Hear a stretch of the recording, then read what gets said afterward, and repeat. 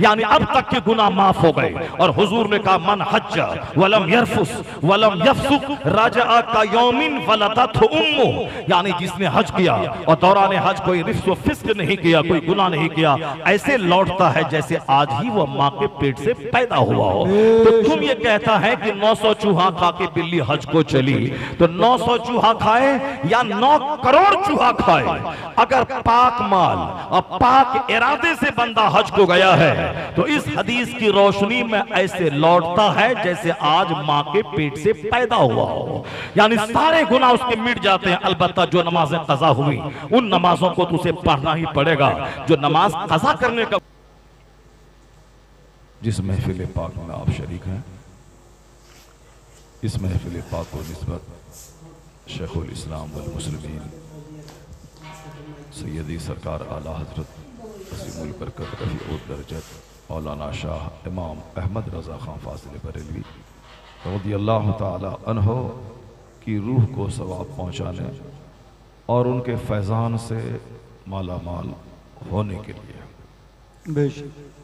इस महफिल पाक का इनेकाद बरसहा बरस से आपकी इस गली में हो रहा है और इसकी बरकतें भी महसूस की जा रही हैं।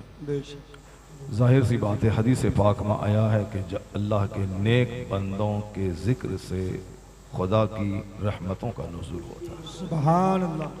इंदा ज़िक्र सालिहीन तंज़िलुर रहमा, सालिहीन के जिक्र के वक्त रहमतें नाजिल होती हैं। अल्लाह को पसंद है कि उनके नेक लोगों का चर्चा किया जाए ताकि लोग जाने के नेक लोगों के नाम में जब इतनी बरकतें हैं तो उनके काम में कितनी बरकतें होंगी। सुभान अल्लाह। कुरान पाक में 114 सूरतें हैं, उसमें बहुत सारी सूरतें ऐसी हैं जिन सूरतों के नाम अल्लाह के नेक बंदों के नाम पे रखे गए। कुरान पाक में सूरह बकरा सबसे बड़ी सूरत है, उसका एक बड़ा पैराग्राफ है उस सूरत में जिसमें गाय के ताल्लुक से बात की गई है, इसीलिए उसके नाम पे उस सूरत का नाम। सूरह आले इमरान, ये सूरत आले इमरान यानी नेक लोगों की तरफ मंसूब करते हुए इमरान की औलाद, उसकी तरफ मंसूब करते हुए दूसरी सबसे बड़ी सूरत का नाम। जहाँ कुरान करीम में अनकबूत है, जहाँ शम्स है, जहाँ क़मर है, जहाँ दुखान है, जहाँ हदीद है, कहीं साइंटिफिक चैप्टर आप लोगों ने पढ़ा है तो कहीं लोहा, कहीं सूरज, कहीं चांद, कहीं सितारा, कहीं स्टार, और कहीं मकड़ी, कहीं चोटी, इन सारे नामों पे कुरान पाक की सूरतों के नाम हैं। लेकिन उसी कुरान करीम में किसी सूरत का नाम सूरह यूसुफ है, किसी का नाम सूरह इब्राहीम है, किसी सूरत का नाम सूरह मोहम्मद है, किसी का नाम सूरह यासीन है, किसी का नाम सूरह मुज़म्मिल है, किसी सूरत का नाम सूरह यूनुस है, किसी का नाम सूरह ज़करिया है। तो जनाब इब्राहीम खुदा नहीं, खुदा का पसंदीदा महबूब बंदा। जनाब यूसुफ खुदा नहीं, खुदा का महबूब और पसंदीदा बंदा। तो पता चला कि कुरान करीम की सूरतों के नाम जब अल्लाह के नेक बंदों के नाम पे हैं तो इसका मतलब है कि अल्लाह को पसंद है कि नेक लोगों का चर्चा किया जाए, उनके जिक्र से लोगों को रोशनी मिले, उनकी जिंदगी से लोगों को अपनी जिंदगी संवारने का सलीका मिले। और फिर यहाँ से ये भी पता चला कि अहले सुन्नत व जमात का जो अकीदा और जो काम इसका है, किसी मदरसे का नाम मदरसा रज़विया, किसी का नाम मदरसा गौसिया, किसी का नाम मदरसा मुईनिया, किसी का नाम मदरसा सूफिया, किसी मस्जिद का नाम रज़ा जामा मस्जिद, मस्जिद गौसे आज़म।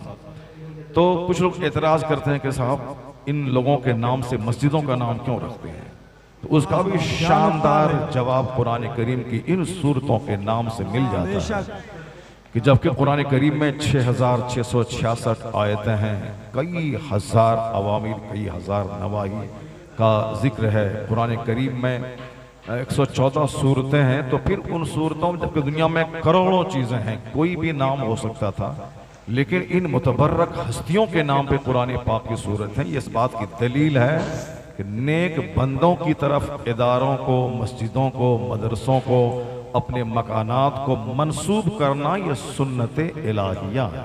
बेशक यानी अल्लाह रब्बुल इज़्ज़त ने अपने महबूब बंदों के नाम को सराहते हुए, उनकी इज्जत बताते हुए कुरान करीम में उनका चर्चा जगह ब जगह किया। तो अल्लाह को पसंद है नेक लोगों का चर्चा, तो उन्हीं नेक लोगों की फहरिस्त में एक नाम सरकार आला हजरत का है। सुभान अल्लाह।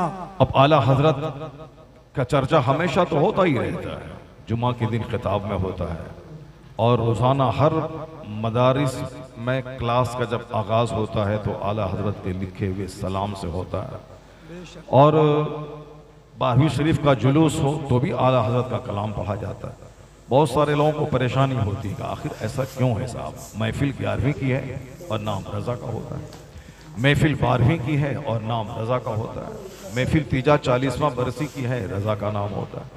हिंदुस्तान हो तो हो, हिंदुस्तान से बाहर भी रज़ा के नाम की मस्जिदें, रज़ा के नाम की खानकाहें, रज़ा के नाम के मदरसे।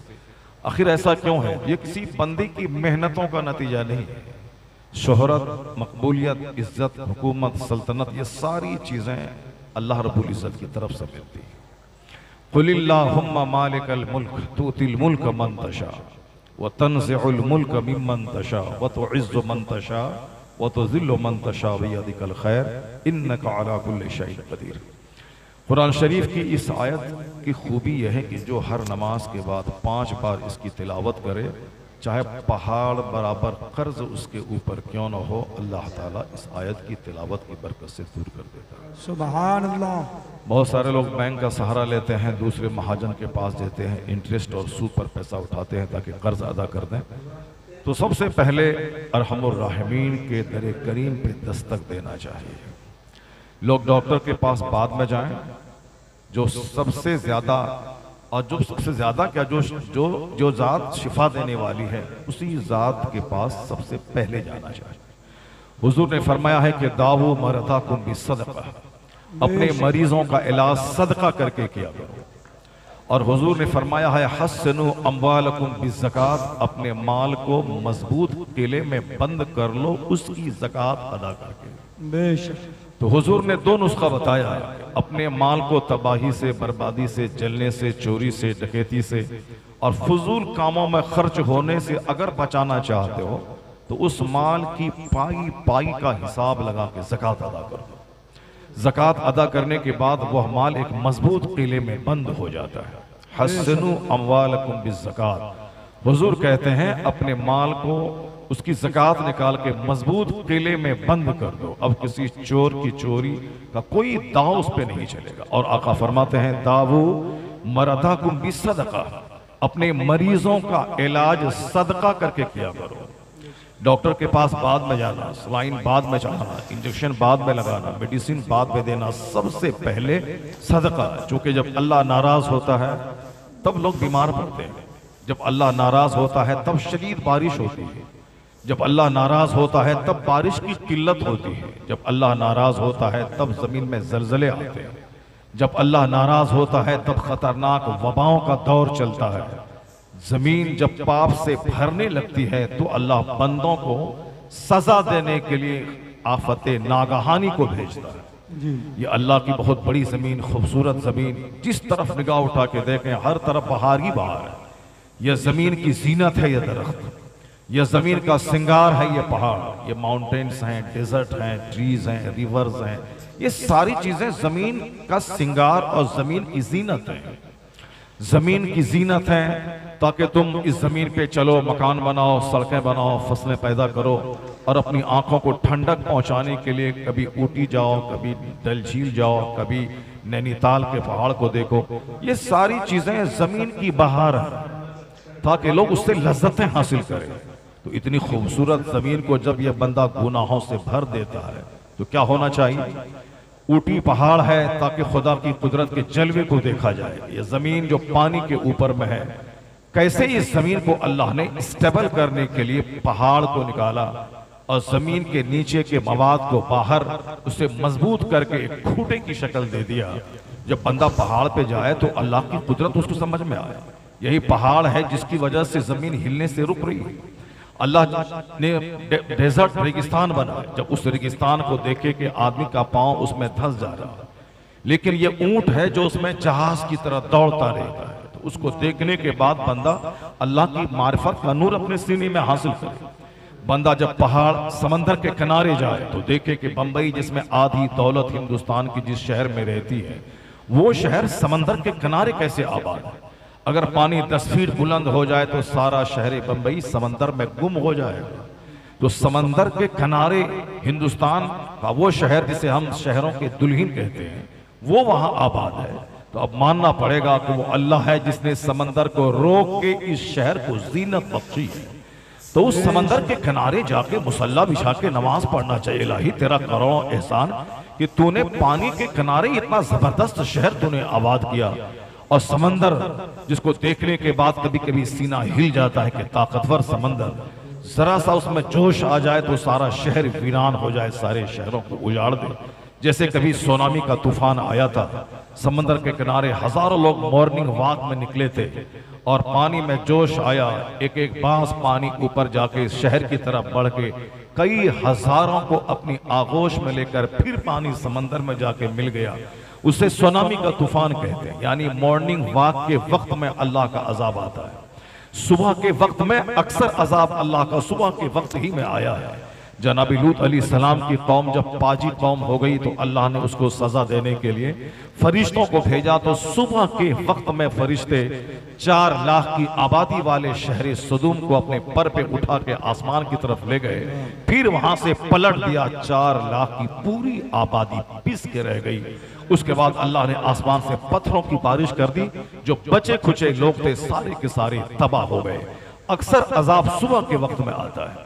उससे पहले जनाब यूनुस अलैहिस्सलाम की कौम पे जो आसमान से आग बरसने का अजाब आने वाला था, वो भी टाइम सुबह का था। सुबह के वक्त में लोग रात भर की गहरी नींद लेकर वो रिफ्रेश्ड तरोताजा होते हैं। उस वक्त लोग भूल जाते हैं कि बिल्कुल भीनी भीनी हवाओं के चलने का टाइम है। लेकिन उसी राहत के वक्त में अल्लाह अपने बंदों को सजा देने के लिए अजाब को नाजिल करता है। जिस वक्त लोग बेफिक्र होते हैं, अब रात खत्म हो गई, अब दिन निकलने वाला है, अब कोई टेंशन नहीं है, कोई अजाब नहीं आएगा, उसी वक्त अल्लाह अजाब को नाजिल फरमाता है। सुनामी का तूफान भी सुबह के वक्त में आया था, जिस वक्त लोग मॉर्निंग वॉक को निकले थे। और अक्सर जलजले सुबह के टाइम में आते हैं, जैसे तुर्की का जलजला, वो जलजला भी सुबह के वक्त में आया था। और अभी भी कई ममालिक में जलजला आए, अक्सर जलजले सुबह के वक्त में आते हैं।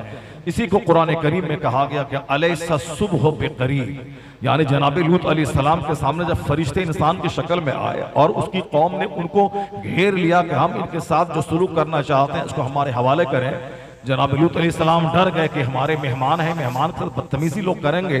तो फरिश्तों ने कहा कि आप डरिए मत, मैं इन पर अजाब करने के लिए आया हूं। कहा अजाब कब आएगा? जनाब लूत अलैहिस्सलाम ने कहा अजाब कब आएगा? तो फरिश्तों ने कहा कि सुबह के वक्त में अल्लाह का अजाब आएगा।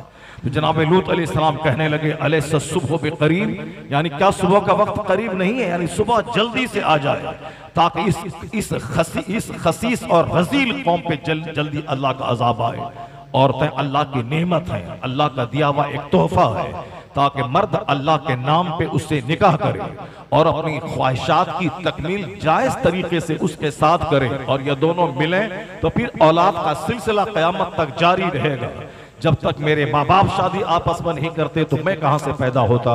ये कितना गहरा, किस कदर इंसान की लज्जतों की खातिर अल्लाह ने जहां जानवर के थनों का दूध निकाला, जहां अल्लाह ने फल दिए, जहां अल्लाह ने फूल दिए, उसी तरह अल्लाह ने एक बड़ी नेमत के तौर पर औरतों के लिए मर्द को पैदा किया और मर्द के लिए औरतों को पैदा किया। मगर ये मर्द जब पाजी बन जाए, औरतों को छोड़कर जानवरों से सोहबत करें, औरतों को छोड़कर मर्दों के साथ इकलामबाजी करें, यानी एंटी नेचुरल का अल्लाह ने औरतों को पर्दे में रखने के लिए पैदा किया है कि पर्दे की चीज है। अल्लाह ने उनके जिस्म को ऐसा ढांचा दिया है, उसमें मर्दों के लिए ऐसी कशिश रखती है ताकि मर्द की लज्जतों का सामान इसके पास हो। इसलिए अल्लाह ने बच्चों की खुराक के तौर पर औरतों को दो उभरा हुआ एक ढांचा दिया है ताकि इसके रास्ते से औरतों के खून को दूध बनाकर उनकी औलाद तक पहुंचाया जाए, और वही चीज जो औलाद की खुराक का जरिया है और वही उनके शौहरों की एक तस्कीन का सबब भी है। तो अब वो एक पर्दे की चीज है। लोगों के सामने आस्तीन खोलकर बच्चों को दूध नहीं पिलाया जाता। एयरपोर्ट पर भी एक महफूज जगह होती है उसके लिए। आजकल ट्रेन स्टेशन पर, रेलवे स्टेशन पर भी एक महफूज जगह उसकी बनाई गई है ताकि माए स्तनपान अपने बच्चों का इस सेफ रूम में क्या कर, पर्दे की चीज है, वो सब छुपाने की चीज है। सर के बाल ये छुपाने की चीज है साहब, ये उभरी हुई दो चीजें ये छुपाने की चीज है। औरतों का सारा बदन अट्रैक्टिव है क्योंकि अल्लाह ने मर्दों के लिए उसमें कशिश रखी है, और वो कशिश रखी है। अगर औरतों के चेहरे पे दाढ़ी के बाल निकल जाएं तो औरतें मायूब हो जाती हैं। औरतों को कोई शौहर अपने करीब नहीं आने देगा अगर उनके चेहरे पे बाल निकल आए, तो ये ऐब है। मगर मर्दों के चेहरे पे अल्लाह ने बाल दिए हैं, दाढ़ी के बाल, ताकि इस बाल से इनकी ताकत का रिश्ता कायम है। और औरतों के चेहरे पे बाल ना उगाए ताकि उसका हुस्न कायम रहे। तो औरतों के हुस्न को पुख्ता करने के लिए उनके चेहरे पे बाल नहीं रब ने उगाए। मर्दों को ताकतवर बनाने के लिए अल्लाह ने इनके चेहरे पे दाढ़ी के बाल उगाए ताकि इनके सर के बाल, दाढ़ी के बाल या दोनों मिलकर इसको ताकतवर बनाए। और जिस कौम के मर्द ताकतवर होते हैं वह उस कौम में ज़नाकारी कम होती है।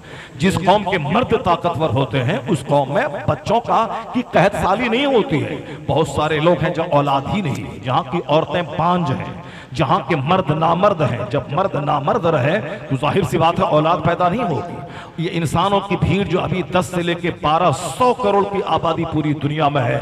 अमेरिका का वाशिंगटन डीसी, फ्रांस का पेरिस, और साहब ब्रिटेन का लंदन, हिंदुस्तान की दिल्ली, पाकिस्तान की का इस्लामाबाद, लाहौर, कराची, हिंदुस्तान के महानगर बंबई, बेंगलोर, चेन्नई, कलकत्ता, ये सारी शहरों की जीनत इंसानों की कसरत और आबादी से है।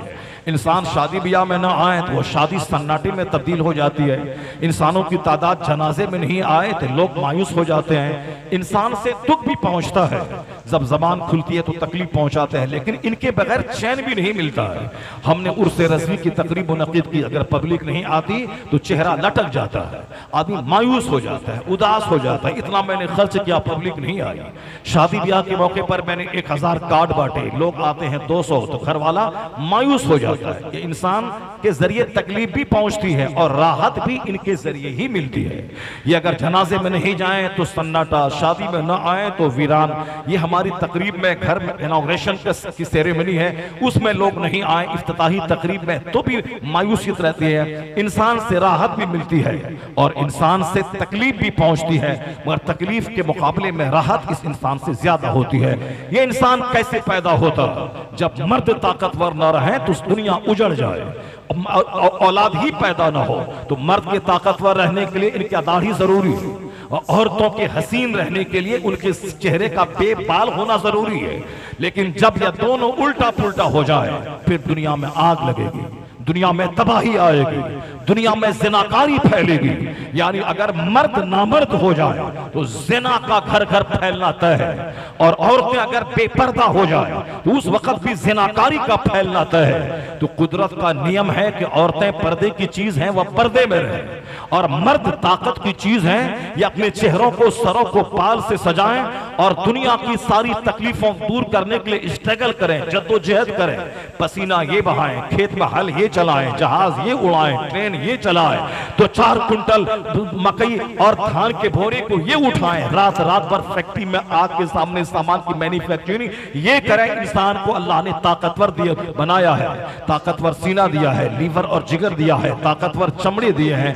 लेकिन जब दुनिया में इसके खिलाफ काम होने लगे कि मर्द औरत बनने लगे रंगीन कपड़ा पहनकर, मर्द औरत बनने लगे लंबे लंबे बाल रखे उसमें रबड़ लगाकर, मर्द औरत बनने लगे अपने घरों में चूड़ी पहनकर, और औरतें मर्द बनना चाहें अपने सर के बाल कटाकर, मर्द बनना चाहें औरतें जींस और टी शर्ट पहनकर, औरतें मर्द बनना चाहें अपने सर के बाल कटाकर, अपनी छुपाने की चीजों को दूसरों के सामने नंगा करके, तो फिर दुनिया में जलजला का आना तय है, दुनिया में सुनामी का आना तय है। अल्लाह ने खूबसूरत दुनिया बनाई है, मर्दों से भी जीनत दी है, औरतों से भी जीनत दी है, सबकी अलग अलग ड्यूटीज ड्यूटीज और रिस्पॉन्सिबिलिटीज को बना दिया है। लेकिन जब जब काम उल्टा होता है तो अल्लाह का कहर जोश में आ जाता है। जब जब दुनिया में औरतें बेपर्दा फिरेंगी कभी भी डेवलपमेंट नहीं हो सकता है। आज अमेरिका से लेकर हिंदुस्तान तक के सारे अखबार ज़िना के किस्सों से भरे हुए होते हैं। यानी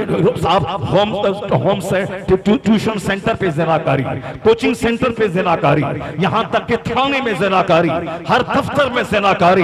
कोई ऐसा दफ्तर नहीं है जहाँ ज़िना के किस्से और कहानियां न अखबार में छपती हो। यहाँ तक कि वो एक फिल्म को देखने के लिए हाई कोर्ट का एक जज एक बार में कई बार उसे देखा निगाहों की लज्जत हासिल करने की खातिर। इस तरह से ट्रेन में जो हमारा रक्षक रहता है, जो हमारा प्रोटेक्टर रहता है, डिफेंस करता है, बचाव और सुरक्षा सिक्योरिटी के लिए, वो सिक्योरिटी स्टाफ भी बेपर्दा खातून को देखने के बाद उसका भी सीना हिल जाता है। वो सोचता है कि नौकरी खत्म हो, हमारे बाल बच्चे भीख मांगे, वह सब गवारा है, मगर वक्ती तौर पर इस लज्जत से फायदा हासिल कर लिया जाए। आए दिन अखबारात में खबरें आती हैं कि एक पुलिस कांस्टेबल मुरादाबाद का बरेली में रहने वाली एक हिंदू खातून के साथ, जिसके शौहर ने मेहनत मजदूरी करके उन्हें एक आला किस्म का अफसर बनाने के लिए रास्ता हमवार किया, मगर एक पुलिस कांस्टेबल के सामने औरत घुटने टेक देती है और वह अपनी नौकरी, अपने बच्चे, अपनी इज्जत, अपनी सारी चीजों को मिट्टी में मिलाकर एक खातून को दिल दे बैठता है, खुद तबाह होता है, उस खानदान, उस खातून की इज्जत को तबाह करता है। जो हमारा जो सिक्योरिटी स्टाफ है वो भी बाल बच्चों के मुस्तकबिल से बेनियाज होकर ख्वाहिशात के सामने ढेर हो जाता है। इसलिए अगर कोई कहता है कि अपने आप को सेल्फ कंट्रोल में रखना चाहिए, औरतें चाहे जिस तरह रहे, वह नेचुरल सिस्टम के खिलाफ बोलता है। वह नहीं जानता है कि मर्द अगर आपस में निकाह करे तो औलाद कहां से पैदा होगी, औरत अगर आपस में शादी करे तो औलाद कहां से पैदा होगी। तो जो भी इस तरह के फैसले सुनाता है कोर्ट से, वह इंसान मुखालिफ फैसला है, वह नेचुरल एंटी नेचुरल फैसला है, वह दुनिया के निजाम से छेड़छाड़ करने के मुतरादिफ है। दुनिया में जलजला पैदा होगा जिसने भी ऐसा किया। तो जब से मर्द औरत बनने लगे और जब से औरतें मर्द बनने लगी, तब से दुनिया ज़िनाकारी से भर गई। अमेरिका में रोजाना अखबार में ज़िना की खबरें, हिंदुस्तान की राजधानी दिल्ली ज़िना से पीड़ित है और गवर्नमेंट कानून पे कानून बनाती जा रही है, मगर ज़िनाकारी रुकने का नाम नहीं ले रही है। तो इंसान का बनाया हुआ कानून कमजोर है, उससे ज़िना कभी नहीं रुकेगा। कुदरत का बनाया हुआ कानून है कि मर्द अपनी हद में रहे, औरतें अपनी हद में रहे। मर्द के चेहरे पे दाढ़ी अच्छी लगती है, औरतों का चेहरा बेदाढ़ी अच्छा लगता है, औरतों की सरों पे चादर अच्छी लगती है। मर्द अगर चादर ओढ़ के औरत बने तो दुनिया में जलजला पैदा होगा, दुनिया में कहर बर्पा होगा। ये मर्द औरत बनने के लिए नहीं है कि सर को चादर से ढांप के रखे। मर्द को चौड़ा सीना अल्लाह ने दिया है ताकि पहाड़ खोद कर फसलें उगा ले, समंदर में गोता लगाकर मालूमात के हीरे जवाहिरात वहां से हासिल करे। ये मर्द है जो समंदर में गोता लगाए, ये मर्द है जो फसाओं में मुअल्लक हो जाए, ये मर्द है जो 10-10 कुंटल चावल की बोरी पीठ पे उठा ले। तो अगर ये मर्द घूंघट ओढ़ ले तो दुनिया में जलजला पैदा होगा, दुनिया में कहत आएगा। औरतों को पर्दे में रखा गया है। अगर ये बरसरे चौराहा अब साफ चड्डी और शॉर्ट्स पहन के सड़कों पे घूमे, फिर क्या होगा? ज़िनाकारी आएगी और दस्तराजी फैलेगी, दुनिया में हंगामा बपा होगा। तो आज जो दुनिया में ज़िना की खबर है, कोई कौम रोक नहीं सकती, ना अमेरिका की कोर्ट रोक सकती है, ना हिंदुस्तान की कचहरी रोक सकती है, ना कोई फरमानवा रोक सकता है। एक कानून है मुस्तफा का, वह कानून पर्दा। अगर वह कानून नाफिज हो जाए तो देर या सवेर 90% ज़िना का खात्मा होगा, आबरू की हिफाजत का जिम्मा हो जाएगा। नारे तकबीर, नारे रिसालत, फैज़ाने हुजूर आला हजरत। माशाअल्लाह। लोग माने या नहीं माने, कुदरत का एक कानून है, कुदरत का एक सिस्टम है। ये आसमान बगैर खंबे के खड़ा है। कभी आपने इस पर गौर किया कि बगैर खंबे के क्यों खड़ा है? यह जमीन के लिए खूंटे का काम ये पहाड़ कर रहा है। कभी गौर किया आपने कि ऐसा क्यों हो रहा है? ये इंसान अभी डेवलपमेंट की तरफ नहीं बढ़ रहा है। भले ही अब जाहिर सी बात है, एक चोर आदमी को सारे लोग ये कहते हैं कि साहब ये सबसे बड़ा इंसाफर, सबसे बड़ा ऑनेस्ट, सबसे बड़ा ईमानदार है। चोर को ईमानदार कहा जाने लगे, जिनाकार को समाज का रहबर बना दिया जाए, जो लुटेरा डकैत है उसे समाज का अमीर बना दिया जाए, तो उस समाज का क्या हाल होगा? समाज का अमीर वह होगा जो ऑनेस्ट हो, समाज का अमीर वह होगा जो दयानतदार हो, समाज का अमीर वह होगा जो अमानतदार हो, समाज का अमीर वह होगा, रहबर वह होगा जो हर एतबार से परफेक्ट हो। ये क़यामत की निशानी है कि आखिर जमाने में जो रजील किस्म का आदमी होगा वो समाज का रहनुमा होगा, यानी क़यादत की लगाम रजीलों के हाथ में चली जाएगी। ये दुनिया विनाश की ओर जा रही है। आपने जिसको डेवलपमेंट का, वो डेवलपमेंट नहीं है। ये उलमा कराम यहाँ मौजूद है। मैंने तमहीदी तौर पर इस टॉपिक को उठाया है कि दुनिया में अजाब क्यों आता है, और फिर उसके बाद मैं नेकों का चर्चा करूंगा कि जिनका चर्चा करने से अल्लाह की रहमतें कैसे नाजिल होती हैं। पहले अजाब पर जब बात छिड़ गई है तो फिर उसको मैं मुकम्मल कर लूं तमहीदी तौर पर, फिर मैं लौट के नेकों की जिंदगी के मुतालिक की तरफ लौटता हूं कि किस तरह उनकी जिंदगी से नूर हमको मिलता है। ये उलमा कराम यहाँ मौजूद हैं, इसको मालूम है कि बुखारी शरीफ की सबसे पहली बड़ी हदीस है वो हदीस जिब्रील है। हदीस जिब्रील है वो हदीस जिब्रील में एक जनाब जिब्रील इस्लाम इंसान की शक्ल में आते हैं, हुजूर के सामने बैठ जाते हैं। वो जो मौजूद लोग हैं और क़यामत तक के लोगों को इस्लाम, ईमान, दीन सिखाने के लिए वो सवालात करते हैं और आका इस्लाम उसका जवाब देते हैं। तो जनाब जिब्रील अमीन इंसान की शक्ल में आए, अपने घुटने को हुजूर के घुटने से मिला दिया। उसके बाद फौरी बिला तामुल उन्होंने सवाल किया, मल ईमान, ईमान क्या है? हुजूर ने जवाब दिया। फिर सवाल किया, मल इस्लाम, इस्लाम क्या है? हुजूर ने जवाब दिया। फिर सवाल किया, मल एहसान, एहसान क्या है? हुजूर ने जवाब दिया। उसके बाद कहता है कि क़यामत कब कायम होगी?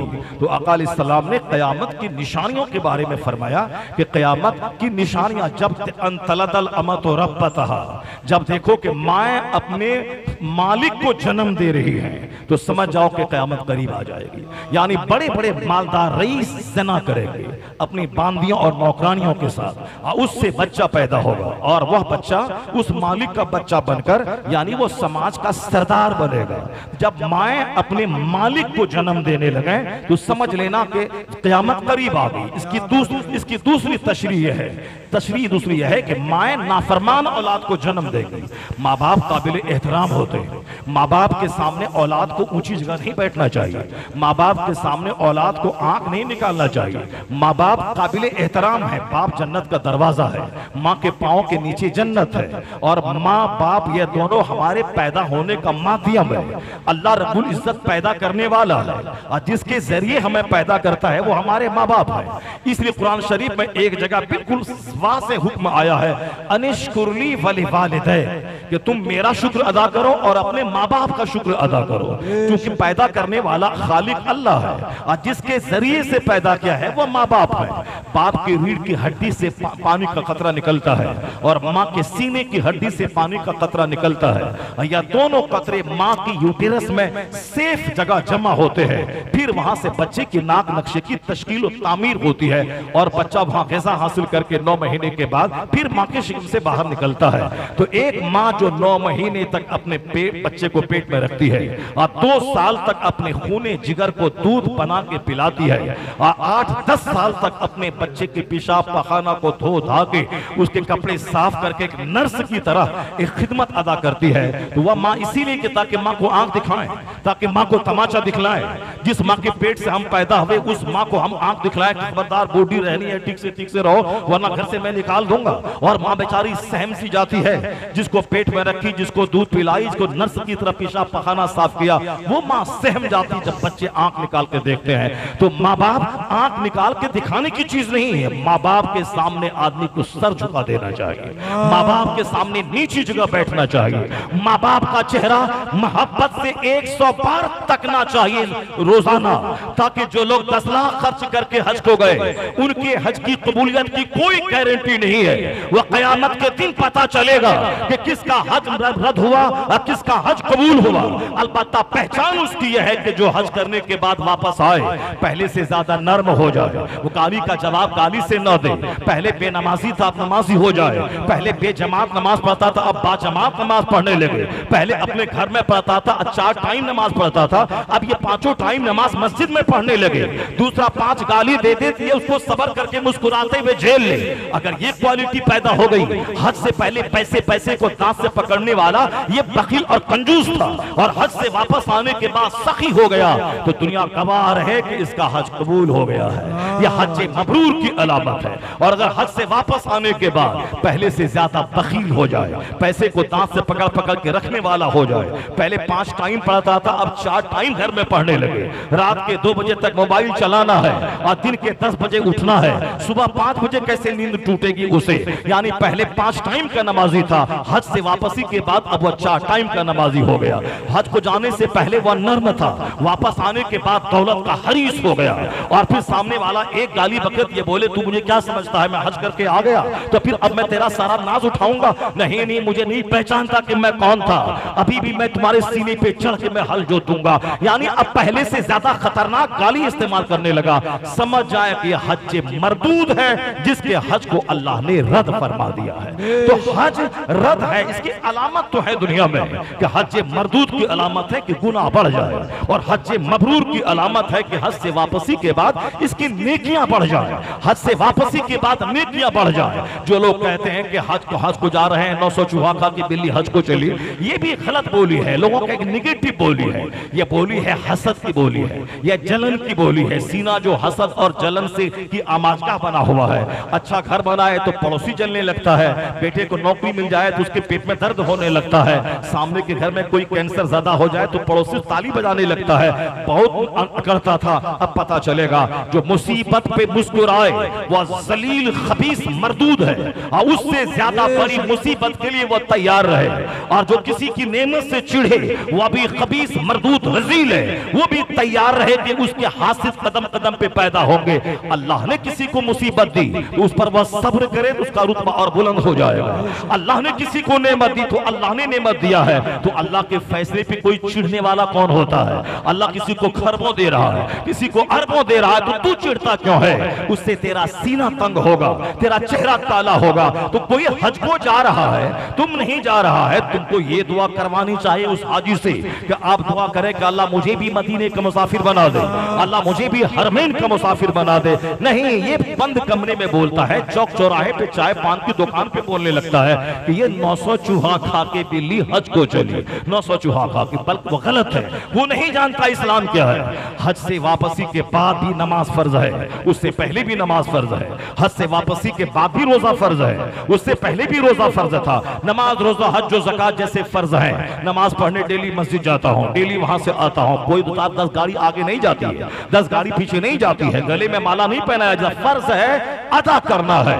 उसी तरह हज भी फर्ज है, और जब ये फर्ज हो जाए बंदा बगैर माला और गाड़ी और बगैर किसी मकान की सजावट के रोता हुआ बिलखता हुआ एक भागा हुआ गुलाम अपने मालिक की बारगाह में समझौता करने जा रहा है, सुलह करने जा रहा है, तो वो रोता हुआ जाए, आंसू के साए में जाए, हलाल कमाई से पाकीज़ा इरादे से वो जाए। फिर तो वापस आने के बाद गुनाह का हाल ये होगा कि हदीस में आया है जब हज से फारिग होने के बाद तवाफ़े ज़ियारत बंदा करता है, यानी वो फर्ज तवाफ, वो तवाफ़े इफाज़ा तवाफ़े ज़ियारत जब बंदा करता, यानी अरफात से लौटने के बाद मुज़दलिफ़ा से लौटने के बाद मिना में कंकड़ी मारने के बाद जो हम तवाफ करने मक्का हाजी आता है वो तवाफ फर्ज होता है। फर्ज तवाफ, वो अगर तवाफ छूट गया तो हज ही नामुकम्मल होगा, हज होगा ही नहीं। वो तवाफ़े ज़ियारत करने के बाद जब बंदा लौटता है तो फरिश्ते उनकी पुश्त पर, पीठ पर थपकियां देकर कहते हैं जाओ जाओ, अल्लाह ने अब तक के सारे गुनाह मिटा दिए,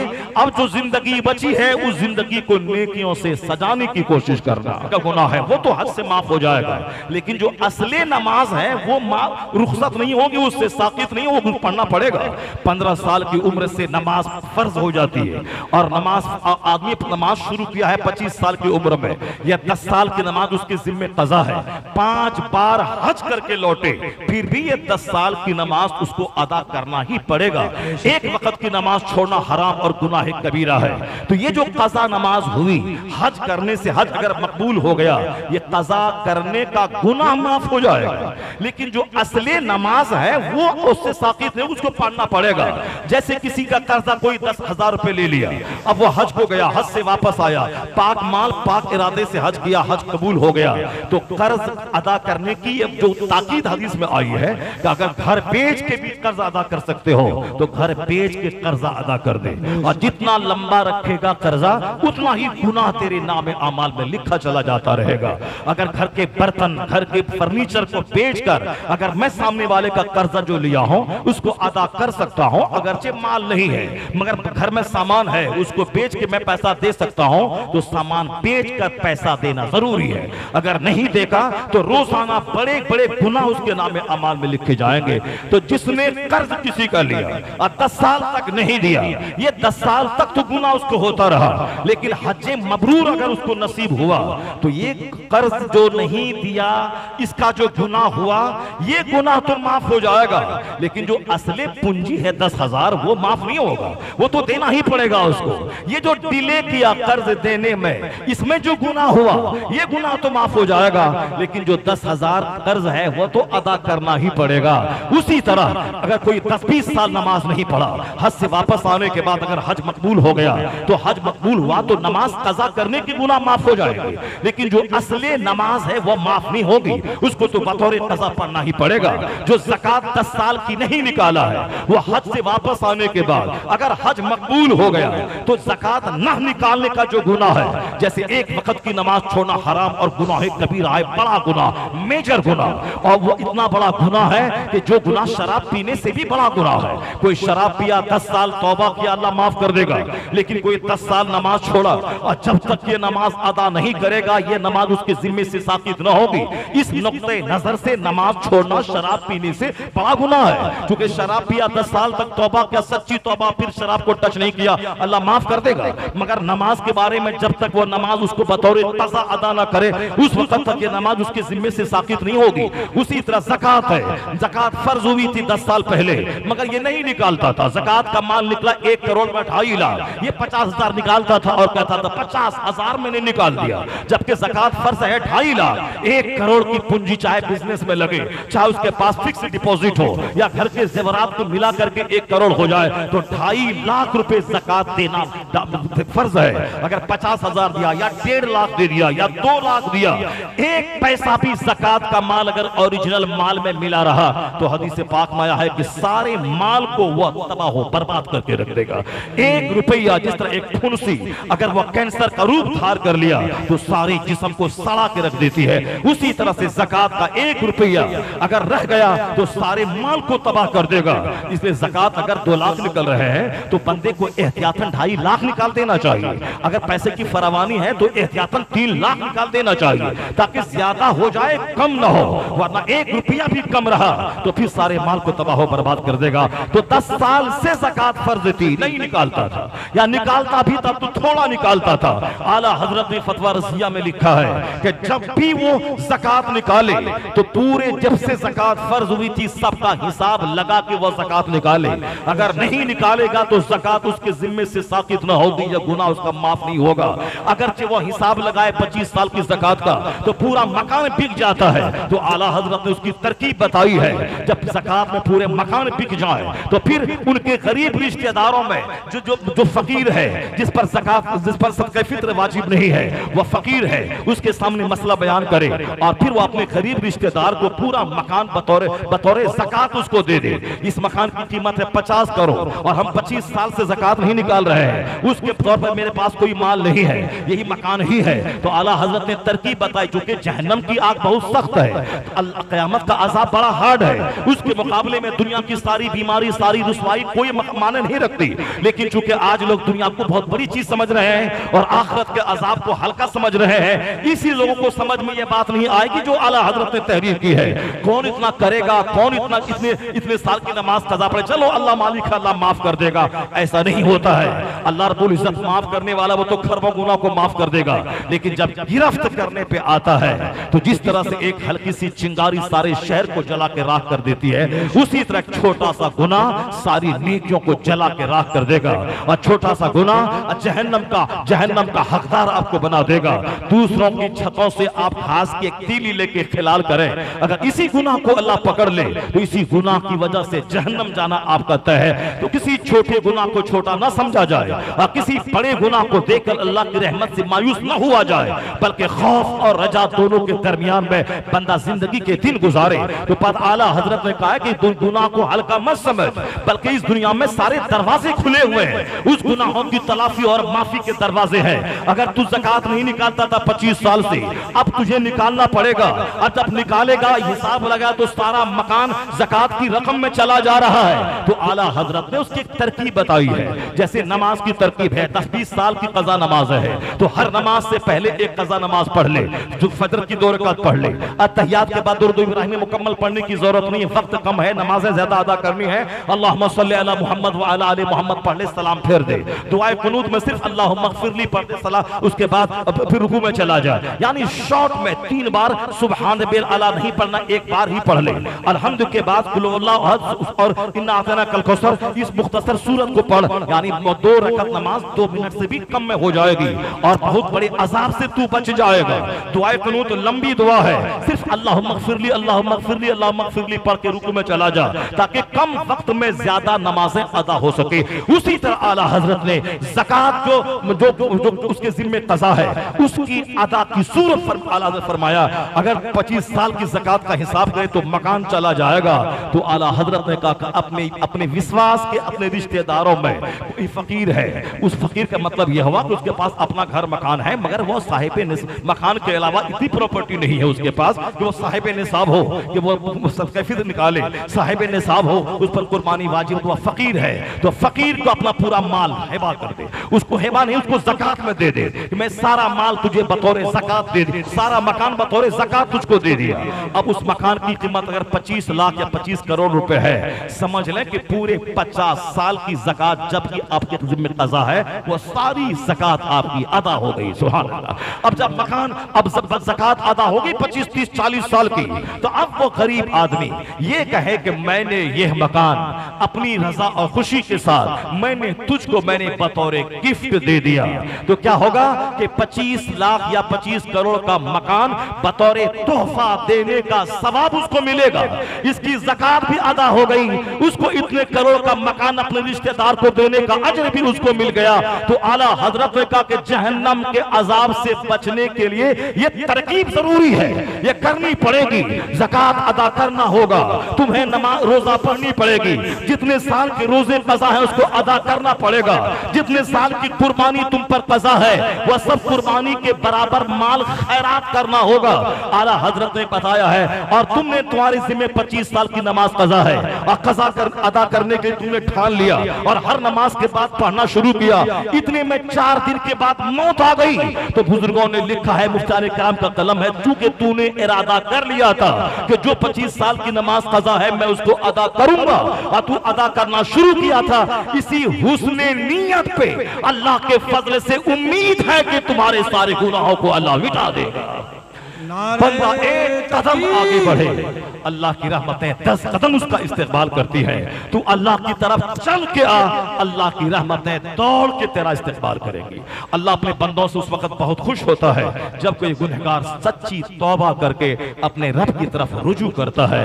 गंदी सोच नहीं, जब दूसरों को अल्लाह नेमत दे तो कभी भी आदमी को जलना और चिढ़ना नहीं चाहिए, और जब दूसरों को मुसीबत दे तो कभी भी उसका मजाक नहीं उड़ाना चाहिए, इसलिए कि उस वक्त तक अल्लाह उसको मौत नहीं देगा जब तक कि वह मुसीबत उसके ऊपर अल्लाह डाल ना दे।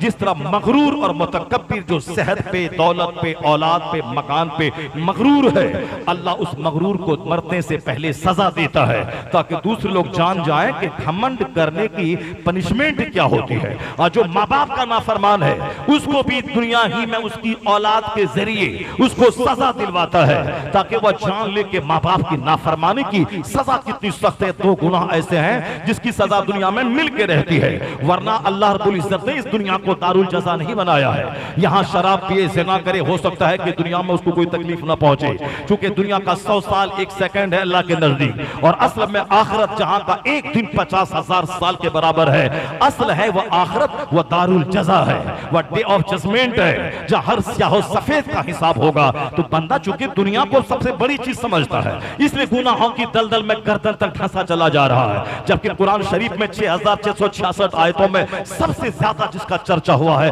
वो आखिरत का चर्चा हुआ है, और आखिरत का चर्चे से, आखिरत के चर्चा से घमंड दूर होता है। आखिरत के जिक्र से आदमी की आंखों में आंसू की कतरा आता है, आखिरत के जिक्र से आदमी का गुरूर मिट्टी में मिलता है, आखिरत का जिक्र करने से दिल सॉफ्ट और नर्म होता है, आखिरत का जिक्र करने से नमाज पढ़ने का शौक पैदा होता है। इसलिए आया है कि 20 बार तू रोजाना मौत को याद किया कर, अगर तू अपने बिस्तर ही पे क्यों ना मर जाए, अल्लाह 20 बार मौत याद करने के बदले में तुझे शहादत का मर्तबा अता फरमा देगा।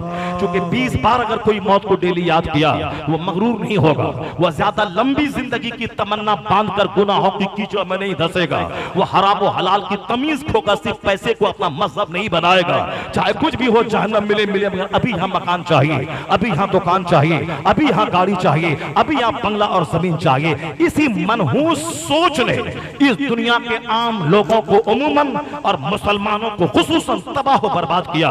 काफिर तो फिनारे जहन्नम खालिदीन अबदा है ही, हमेशा के लिए यहाँ भी रुसवाई की चादर और वहां भी रुसवाई की आग उसके लिए है ही। दुनिया में चाहे वो अरबों में क्यों न खेले, मगर उसका दिल कभी मुतमईन नहीं होता है, क्योंकि यहाँ हमेशा तशकीक और रेप की आफत में मुब्तला वो रहता है। शुकुक शुबहात में जो रहे कभी चैन नहीं मिलेगा, चाहे वह बिरयानी खाए या रसमलाई खाए, या खरबों के मकान में रहे या 5 लाख के सोफा पर बैठ जाए, अंदर में एक दिली तौर पर बेइत्मीनानी रहती है। जिस तरह से कभी कभी इस टॉपिक पे मैं जब खिताब करता हूं तो कहता हूं लता मंगेशकर हिंदुस्तान की खरबपति खवातीन, लेकिन जब उनसे किसी एंकर ने सवाल किया इतनी लंबी उम्र, तमन्ना, शोहरत, मकबूलियत और कुछ बावजूद आप कैसा फील कर रही हैं लंबी उम्र को, उन्होंने कहा था I like to leave this world, मैं इस दुनिया में नहीं, मैं इस दुनिया को छोड़ना पसंद करती हूँ, मैं इस दुनिया को छोड़ के मैं जाना पसंद कर रही हूँ। कहा गया हर आदमी कहता I like to leave this world, मैं इस दुनिया में जीना चाहता हूँ, और आप कह रही हैं कि I like to leave this world, leave मैंने छोड़ना, आप छोड़ना चाह रही हैं। क्यों? इतनी शोहरत, इतनी मकबूलियत, हिंदुस्तान की सबसे टॉप मोस्ट के लेडी, बंबई में जबरदस्त करोड़ों का घर, कभी सुबह पेरिस में, कभी लंदन में, कभी जर्मनी में, कभी ऑस्ट्रेलिया में, दुनिया भर का भ्रमण करने वाली, करोड़ों के जेवरात खरीदने वाली, करोड़ों जबान पे जिसका चर्चा जारी हो, उन्होंने कहा था कि जिंदगी में सुकून नहीं मिला, जो मैं चाहती थी वो मुझको नहीं मिला। द टाइम्स ऑफ इंडिया में यह खबर छपी, जो अंग्रेजी का सबसे बड़ा अखबार है हिंदुस्तान का, और जिसमें जो सबसे वजनी अखबार है, उस अखबार में खबर छपी हिंदुस्तान की सबसे मालदार, मजबूत, पॉपुलर लेडी का ये इंटरव्यू छपा कि मैं जो चाहती थी वो मुझको नहीं मिला। हम लोग चाहते हैं कि बंबई में घर बना ले, और का बंबई में खरबों का घर मौजूद है। हम लोग चाहते हैं कि 7 लाख की स्विफ्ट खरीद ले, उसके पास करोड़ों की कार मौजूद है। हम लोग चाहते हैं कि अमेरिका को, वाशिंगटन डीसी एक बार देख ले, मगर जो कई बार देख चुकी और दुनिया भर के 50 से ज्यादा ममालिक का भ्रमण कर चुकी। हम लोग चाहते हैं कि पार्लियामेंट हाउस को बाहर से देख लें दिल्ली में जाकर, लेकिन जो पार्लियामेंट हाउस में प्रधानमंत्री और सारे मिनिस्टर के सामने वो साहब देशभक्ति के गीत गाते हों और सारे लोग उनको सैल्यूट देकर उसका इस्तेकबाल करते हों, प्रधानमंत्री से लेकर अदना मंत्री तक सारे लोग, कैसी मकबूलियत उसकी होगी। करोड़ों लोग जिसके गाने सुन रहे हैं, और अब गल्फ कंट्रीज में भी जिसकी शोहरत है पूरी दुनिया में, वो कहती है जो मैं चाहती थी नहीं मिला।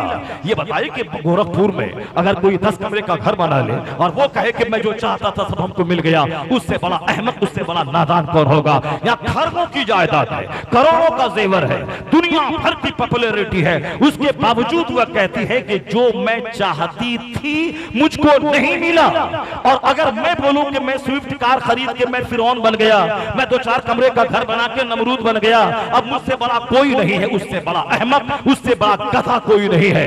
उस इलाके में घर है उसका, जिस इलाके की एक 42 जमीन भी कीमती है, पूरे हिंदुस्तान की सबसे कीमती जमीन बंबई के वहाजी इलाका का पीटर रोड है, जिसमें 36 मंजिला मकान मुकेश अंबानी का है। उसी इलाके में इस खातून का भी घर है, मगर वो क्या कहती है कि जो मैं चाहती थी मुझको नहीं मिला। क्या क्या चाहती थी वो सुकून कल्ब चाहती थी, सुकून दिल चाहती थी कि सुकून दिल मिल जाए, इत्मीनान की जिंदगी मिल जाए। वो कहती हैं जिस दिन कोई फंक्शन मेरे घर में होता है, रिश्तेदार आते हैं, थोड़ा सा अच्छा लगता है, लेकिन जब सब अपने घर चले जाते हैं घर की दीवारें काटने दौड़ती हैं। कितनी फिल्में देखो, कितने मैं अपने गाने सुनो, कितना मैं अपने जेवरात को देखो, सुकून नहीं है दिल में। यही हाल चार्ली चैपलिन जो ब्रिटिश फिल्म कॉमेडियन स्टार का था, जो डॉक्टर के पास जाकर कहता है कि मैं अंदर से दुखी हूं, इसकी कोई दवा दे दो। जिस चार्ली का शो करोड़ों आदमी देखकर अपना गम हल्का करता था और खुद वो डॉक्टर भी उसका शो देखता था, लेकिन जब वो देखा कि चार्ली चैपलिन आके कह रहा है कि मैं अंदर से दुखी हूं, कोई दुख की दवा दे दो, डॉक्टर मशवरा देता है कि चार्ली चैपलिन का शो देखा करो। वो सबसे कहता जिसका शो देखने का मशवरा तुम दे रहा है वो चार्ली चैपलिन मैं ही हूं। डॉक्टर खड़ा हो गया, अपनी फटी आंखों से चेहरा उसका देखने लगा। करोड़ों लोग जिसकी कॉमेडी को सुनकर दिल बहलाते हैं, ये अंदर से इतना दुखी है। ये कहता I like to walk in the rain, nobody can see my tears. मैं बारिश में नहाना टहलना चाहता हूं ताकि मैं रो, मेरी आंख के आंसू को कोई देख न सके। बारिश में मैं टहलना चाहता हूं ताकि जी भर के मैं रो और कोई मेरी आंसू को देख नहीं सके। I like to walk in the rain, nobody can see my tears. मैं अपने नौजवानों से कहता हूं गुटखा खा के और साहब शॉर्ट्स पहनकर, लुचवापनी करके और साहब फिल्में देखकर, दाढ़ी मोछ मुंडाकर, मौलाना का मजाक उड़ाकर, मस्जिद को वीरान करके, मदरसा उजाड़ करके, खानकाह ना जाके, मौलवी का मजाक उड़ा के और चंद सिक्के के पीछे पागल होने वाला तू क्या हासिल करेगा?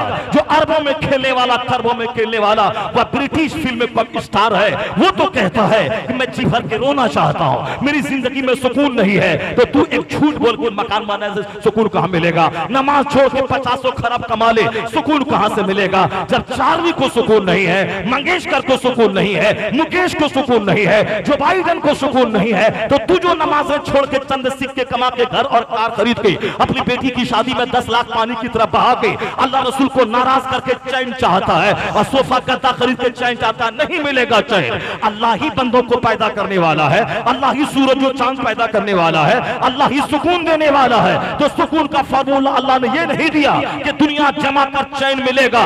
न मंगेशकर हो या चार्ली चैपलिन, सुकून नहीं मिलेगा।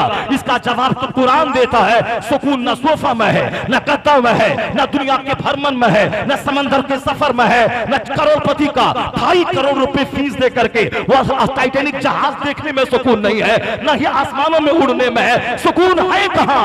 अला बिज़िक्रिल्लाह तत्मइन्नुल कुलूब। जहां जिक्र इलाही है वहां सुकून है, जहां तिलावत है वहां सुकून है, जहां मुसल्ला है वहां सुकून है, जहां खुदा की इबादत है वो किराए का घर क्यों न हो, उस घर में बादशाहों जैसा सुकून अल्लाह अता फरमा दे।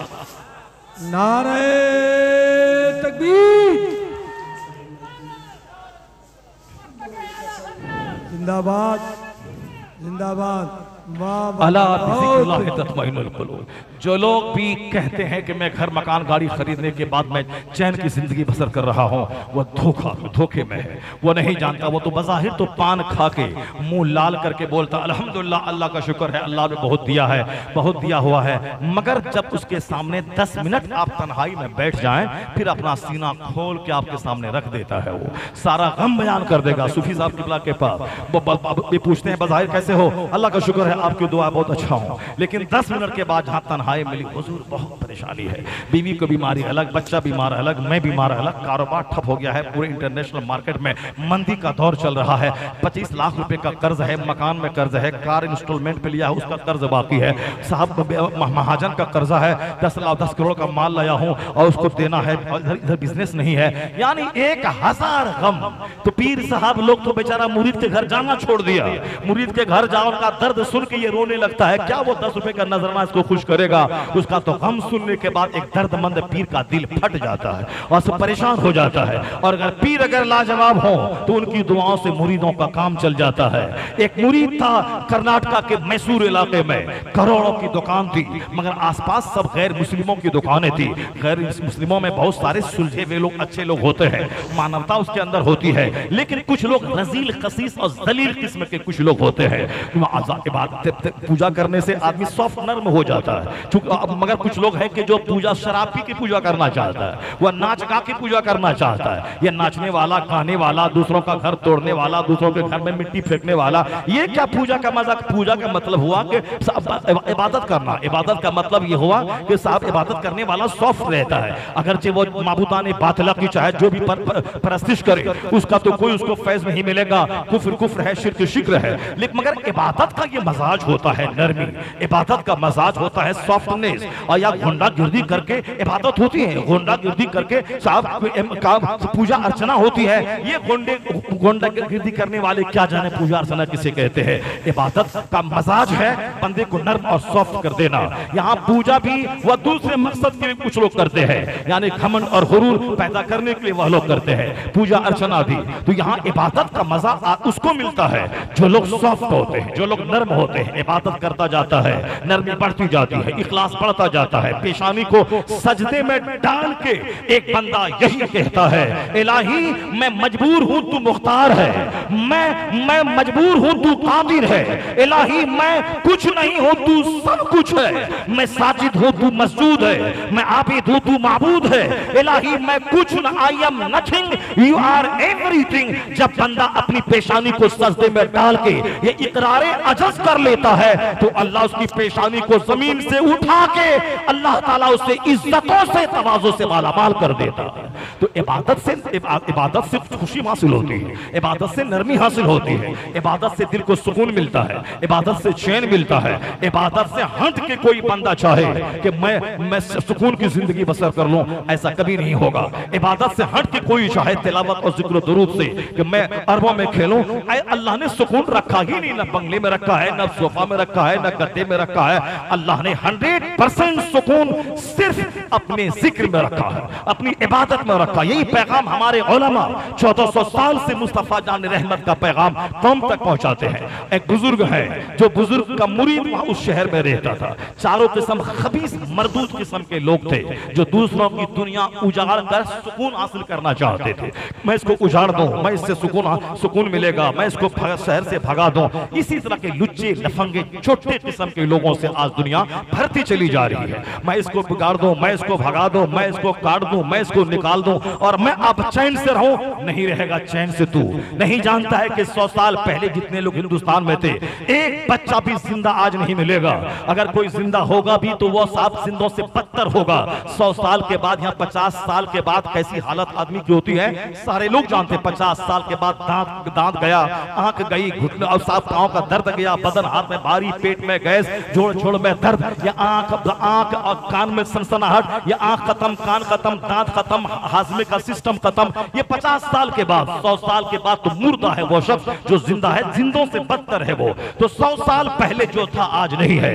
और इसको भी गिरा बांध कर रख ले, जो आज है 100 साल के बाद एक बच्चा नहीं मिलेगा पूरे हिंदुस्तान में, पूरी दुनिया में। 110-20 साल का कोई आदमी है भी 50-100 करोड़ के दरमियान में, वो तो समझ गए बतौर Guinness book of the world में सिर्फ एक निशानी के तौर पर नाम लिखा हुआ है, वरना वो जिंदों से बदतर उसकी जिंदगी है, जो सुन न सके, चल न सके, देख न सके, खा न सके। तो 100 साल के अंदर ही सारी कहानी खत्म हो जाती है। मैं सब्र कर रहा हूं और तेरी होंडागिर्दी के खत्म होने का इंतजार में कर रहा हूं। जिस दिन होंडागिर्दी खत्म होगी, जिस दिन ये मार धार की कैफियत खत्म होगी, जिस दिन शहर चलाने की बीमारी तू दूर होगी, चाहे 1000 आदमी एड़ी रगड़े, चाहे 1000 होंडागिर्दी करे और ये कहे कि मैं आसमान को गिरा दूंगा, मैं जमीन को फाड़ दूंगा, मैं समंदर को बहा दूंगा और दुनिया बनाने वाले का नाम मैं खत्म कर दूंगा। उनका चर्चा जो होता है मस्जिदों, मदरसों, खानकाहों में, अल्लाह अकबर, अल्लाह सबसे बड़ा, मैं इसको मिटा दूंगा, ऐसा नहीं होगा। 1000 साल पहले जो तुमसे ज्यादा ताकतवर था, जो तुमसे ज्यादा दबंग था, उन दबंगों ने भी चाहा था कि मैं सदाए तकदीर को मैं बंद कर दूं। वो सारे दबंग पूरी मौत मर के चले गए, मगर आज सारी दुनिया के 4 तांगे आलम में सदाए तकबीर गूंज रही है, सदाए दुरूद गूंज रही है, जिक्र की महफिलें मुनाकिद हो रही है, मसाजिदों मदरसों का एहतमाम हो रहा है। सही कहा था उस आशिक रसूल ने, चाहे 1000 जुल्म करो, कोई गुल बाकी रहेगा, नए चमन रह जाएगा, पर रसूलुल्लाह का दीले हसन रह जाएगा। अल्लाहु अकबर, या रसूलुल्लाह। जिंदाबाद। ऐसा होगा किसी के नाचने और गाने से सूरत जमीन पे आ जाए, किसी के शराब पीने और घूम घूम के चंदा करके चरस और अफीम पिए, चंदा करे अपने हाथ से कुछ सूरत बनाए उसके नाम पे चंदा करे और चंदा करके वो साहब वो अफीम पिए, चरस खाए, शराब पिए, ताड़ी पिए, नाचे कूदे गाए और जिसको अपने हाथ से बनाया उसी को पानी में जाके घुसल के फेंक दे। ये शराबी नाचने कूदने वाला ये बोले आसमान को मैं गिरा दूंगा, जमीन को फाड़ दूंगा, सूरज को हटा दूंगा, चांद को हटा दूंगा। जिस तरह सूरज नहीं खत्म होने वाली चीज है, जिस तरह चांद नहीं फना होने वाली चीज है, और जिस दिन ये फना हो जाए उसी दिन दुनिया का आखिरी दिन यानी कयामत कायम होगी। तो इस तरह सूरज और चांद फना होने वाली चीज नहीं है, चाहे दुनिया के सारे लोग मिलकर प्रयास करें नहीं होगा। वह चंद्रयान एक धोखा है, सूरज पे जाने का प्लान एक धोखा है, वो आग का गोला है सूरज, उस पे कौन जाएगा? जो भी जाना चाहेगा वह झुलस के राख हो जाएगा। कोई नहीं जा सकता सूरज पे, सूरज आग का गोला है और सूरज हकीकत में कोई ठोस चीज ही नहीं है। जिस तरह फजाओं में हवा है उसी तरह वह सूरज है। सूरज अल्लाह के हुक्म का पाबंद है। वह शम्सु तजरी लिमुस्तक़र्रिन लहा, सूरज अपने ठिकाने की तरफ दौड़ रहा है। तो उस सूरज पे जाने का प्लान सिवाय धोखा के लोगों को उल्लू और बेवकूफ बनाने को क्या हो सकता है? जिस तरह सूरज और चांद को मिटाना ये नामुमकिन है, उसी तरह मुस्तफा का जिक्र मिटाना नामुमकिन है, इस्लाम मिटाना नामुमकिन है, कुरान मिटाना नामुमकिन है, मस्जिद और मदरसों को मिटाना नामुमकिन है। एक कौम मुस्लिम तू इबादत बढ़ा दे, तू उन शरीरों की तरह शरारत मत कर, तू नाचना छोड़ दे, कूदना छोड़ दे, नाच गाने के इस्तेमाल छोड़ दे, मस्जिदों की आबादी बढ़ा दे, सजदा बढ़ा दे, तिलावत बढ़ा दे, अखलाक बढ़ा दे, मुरुवत बढ़ा दे, एहसान बढ़ा दे, हमदर्दी बढ़ा दे, सिंपैथी बढ़ा दे, ऑनेस्टी बढ़ा दे, अखलाक के मोहम्मदी का आईनादार बन जा। जिस दिन ऐसा हुआ यहाँ इज्जत मिलेगी, मकबूलियत मिलेगी, हुकूमत मिलेगी और जैसे मरेगा मुस्तफा की शफाअत से जन्नतुल फिरदौस की नेमत मिलेगी। दोनों जहान की नेमतें तुम्हारे लिए है। ऐसा नहीं हो गया कि बिगड़ल हाथी की तरह मदबस्त रहें, जो चाहे जैसे चाहे जिए और हमारी सारी रहमतें अल्लाह की रहमतें हम पर कुर्बान हो जाए। मैं जैसे हाथ उठाऊं अल्लाह ताला मेरी सारी दुआ कबूल कर दे, ऐसा नहीं होता। जब बंदा अल्लाह वाला हो जाता है वह दुआ करे ना करे अल्लाह ताला उसकी हर फरियाद को पूरी कर देता है। वह मैसूर का वो साहब दुकानदार वो अगल बगल के सारे शरीर उसको भगाना चाहते थे। अब बेचारा अंदर से दुखी था, अगर दुकान मेरी बिक गई और दुकान में जादू टोना करवा के अगर मुझको बर्बाद कर दिया मेरे बाल बच्चे कैसे खाएंगे? कोई रास्ता नजर नहीं आ रहा था, क्योंकि शरीरों के सामने कोई केस मुकदमा पुलिस कुछ नहीं है। वह सारे शरीर मिलकर के पुलिस को घूस देकर रिश्वत देके वह सारे मामला हल करवाना चाहते हैं, यानी ताकत के बल पे। ताकत में उसका विश्वास होता है, मगर जिसका कोई न हो उसका खुदा होता है। सुभान अल्लाह। चुनांचे उन्होंने एक मौलाना साहब से नंबर हासिल किया अपने पीर मुर्शिद का। अब मुर्शिद से बात की कि हुजूर मैं आपका मुरीद हूं और आपका मुरीद संकट में घिरा है, चारों तरफ के शरीर मेरी दुकान मुझसे छीनना चाहते हैं। अगर दुकान मेरी खत्म हो गई तो फिर मेरा कौन होगा और फिर मेरे बाल बच्चे का क्या बनेगा? हुजूर दुआ फरमा दे। कहा ठीक है मैं तुम्हारे लिए दुआ यहां कर रहा हूं और तुम वहां या कादिरों का विर्द चलते फिरते उठते बैठते क्या करो, और हर नमाज के बाद या कादिरों का विर्द क्या करो। या कादिरों मैंने या कादिरों एक कुदरत वाले, ये अल्लाह की जबरदस्त सिफत है। तुम यहाँ विर्द करो, मैं तेरे लिए वहां दुआ कर रहा हूं। बयान है उसका, अभी 15 दिन नहीं गुजरे थे कि जो उसकी दुकान छीनना चाहता था वह अपनी दुकान उस मुस्लिम शख्स के हाथ में बेचकर शहर छोड़ के भाग गया। सिर्फ 15 दिन के अंदर वो अपनी दुकान उसके हाथ बेचकर वो मार्केट छोड़ के चला गया। मालूम है जिसकी दुआ इक्सीर का दर्जा रखती थी, जिन्होंने अपने मुरीद की फरियाद पे कौन सी दुआ की।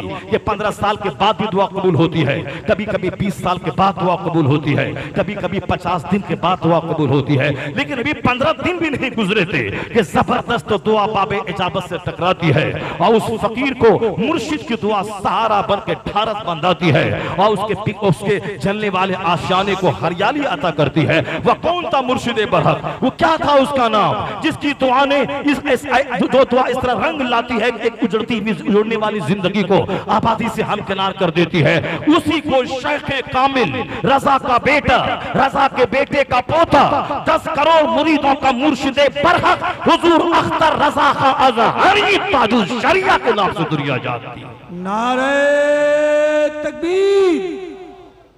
इसी से आप अंदाजा लगा लें कि जब 10 करोड़ कमोबेश मुरीदों का मुर्शिद बरहक आला हजरत का पड़पोता मुफ्ती आजम का हकीकी नाती हुजूर हुज्जतुल इस्लाम का हकीकी पोता जब अपने दामन में इतना असर रखता है, इतने कमालात रखता है, जब अख्तर रजा अजहरी आला हजरत का पड़पोता मुफ्ती आजम हिंद का नाती नवासा हुजूर हुज्जतुल इस्लाम का अपना हकीकी पोता मुफस्सिर आजम हिंद का अपना हकीकी बेटा, यानी जब इतना असर रखता है तो मुफ्ती आजम हिंद की बुजुर्गी का अंदाजा लगाना कितना मुश्किल है। सरकार आला हजरत के इल्म फज़्ल उनके उनकी उनकी बुजुर्गी का आलम क्या होगा। एक दरख्त फल से दरख्त पहचाना जाता है, तो रजा को पहचानना हो तो अख्तर रजा को पहचान ले। इसको देख, जब ये लाजवाब है तो फिर पता चलेगा, जब परपोता लाजवाब है तो परनाने के लाजवाब होने का आलम क्या होगा।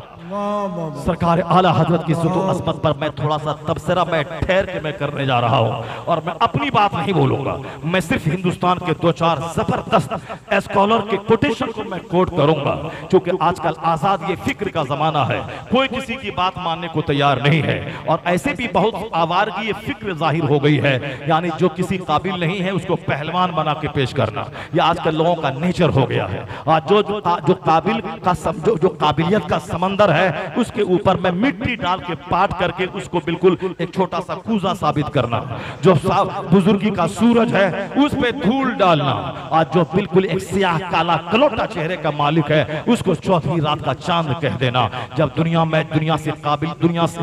में से सच्चाई घटेगी, जब अल्लाह का डर घटेगा, तो इसी तरह से दुनिया में तूफान बदतमीजी पैदा होगा कि जो ना अहल है उसको अहल कहेगा, जो अहल है उसको साइड कर देगा। एक मदरसे का शेखुल हदीस बनने का अहल एक फला शख्स है, उसके वो बुखारी शरीफ तक मंतिक फलसफा इल्मे मानी बयान की सारी फल की किताब पढ़ा सकता है, उसके पास माल नहीं है, तो एक नाअहल मैनेजर उसको साइड कर देता है कि चले जाओ। लेकिन एक आदमी जो कभी मदरसे का मुंह नहीं देखा है, जो साहब घड़ी बनाता है, उसके पास एक प्लॉट है, वह प्लॉट बेच के 50 लाख रुपए मैनेजर के पांव में डाल देता है। वह जानता है कि ये बंदा उर्दू भी सही ढंग से पढ़ना नहीं जानता है, उर्दू भी लिखना नहीं जानता है, बस सिर्फ एग्जाम में बैठ करके इन्होंने आलिया की फजीलत की डिग्री हासिल कर ली है। अब उनके पास 50 लाख रुपए है, इन्होंने अपने पावर का यूज करते हुए उसके 50 लाख रुपए को लेकर उसको नौकरी दे दी, और साहब जो फाजिल तक की सारी किताबों को पढ़ा सकता था, माल नहीं थे उसके पास, उसको हाशिए पे लाके खड़ा कर दिया। ना अहलों के हाथ में जब पावर जाता है उस वक्त अहल वालों का खून होता है, अहल वालों की अहलियत का खून होता है, उसकी काबिलियत का खून होता है, और कयामत की अलामत है कि रजील किस्म के लोग समाज के जिम्मेदार हो जाएंगे। बात मुझको क्या कहनी थी और कहां से कहां तक बात फैल गई, तो मैं सिर्फ ये कहना चाहता हूं, उसके बाद तमहीद में समेटता हूं और लौट के आता हूं अपने उस इमाम की बारगाह में खिरात पेश करता हूं। आपकी इजाजत है, थोड़ी तकरीर लंबी हमारी हो जाएगी तो आपको टेंशन तो नहीं होगा, आपको तकरीर थोड़ी लंबी होगी तो टेंशन तो नहीं है आपको। हाथ उठा के बोले सुभान अल्लाह, हाथ उठा के बोले ला इलाहा इल्लल्लाह। बस तकरीर 1 घंटे वाली तो बहुत सुने हैं और 1.5 घंटे वाली भी बहुत सुने होंगे, और जुमा के आधे घंटे वाली तकरीर भी बहुत सुने होंगे, कभी कभी 2.5 घंटे वाली तकरीर भी सुना कीजिए।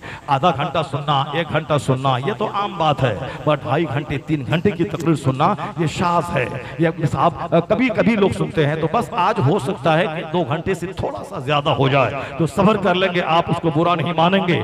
1 सेकंड भी मैं कोई गलत बात आपके सामने नहीं रख रहा हूं। जिस वक्त से मैंने खुतबा पढ़ा है उसके बाद से मैं लगातार हदीस कुरान की रोशनी में वह बातें जिससे जिंदगी को रोशनी मिल सकती है वही बातें मैं आप तक पहुंचाता हूं, और इसी बात के बोलने के मैं आदी हूं, चाहे जिस जहत से भी हो हमारी इस्लाह का काम होना चाहिए। बुजुर्गों के जिक्र से रहमतें नाजिल होती हैं, बुजुर्गों के जिक्र से घर में बरकतें नाजिल होती हैं। यहाँ तो 2 मेहमान को खिलाने के बाद आदमी 1 महीने तक सर खुजलाता रहता है। साहब 2 मेहमान आए थे, 5000 रुपए खर्च हो गए। हजरत क्या बड़ी महंगाई है, नाश्ता सिर्फ काजू किशमिश बादाम पिस्ता रसमलाई के और समोसा के नाम पे 10,000 रुपए खर्च हो जाते हैं, तो मामूली सी बात है। और कैसे आप सूखा बिस्किट और आप दालमूट आप पेश कर देंगे। हाँ तो चाहिए आजकल रसमलाई काजू किशमिश ना सामने दस्तरखान पे दें कि बकील है या कुछ नहीं है। अब इसका एक लड़की है किसी के पास, तो 50 बार मेहमान देखने आते हैं, अब 50 को 5 से गुना कर दें तो कितने रुपए हो गए, यानी इतने लाख रुपए सिर्फ नाश्ता खिलाने पे खत्म हो गए। और इधर से पिस्ता बादाम खा के जाएं और वहां बोलते हैं लड़की हमको पसंद नहीं है, तो काहे के लिए उन जंगली को तू पिस्ता बादाम खिलाता है, उन जंगलियों को रसमलाई खिला खिलाता है। तो जब पहले आए सिर्फ एक सूखा बिस्किट डाल दे और उसके बाद एक चाय डाल दे, उसके बाद वो लड़की को दे। अगर लड़की पसंद है तो फिर 50 आइटम की मिठाई ला के रख दे, और वरना ये बिस्किट और 50 आइटम खा के जाएगा, बोलेगा हमको पसंद नहीं है, हमको पसंद नहीं है। अब लोग कहते हैं दस्तरखान वसी कर देंगे तो वो साहब उसकी आंख झुक जाएगी और मान लेगा नहीं। आजकल जैसे दुनिया के सारे लोग रज़ालत की तरफ बढ़ रहे हैं, उसी तरह अखलाक मिट रहा है, हक गोई खत्म हो रही है, हक पसंदी भी खत्म हो रही है, लुच्चागिरी ज्यादा बढ़ गई है।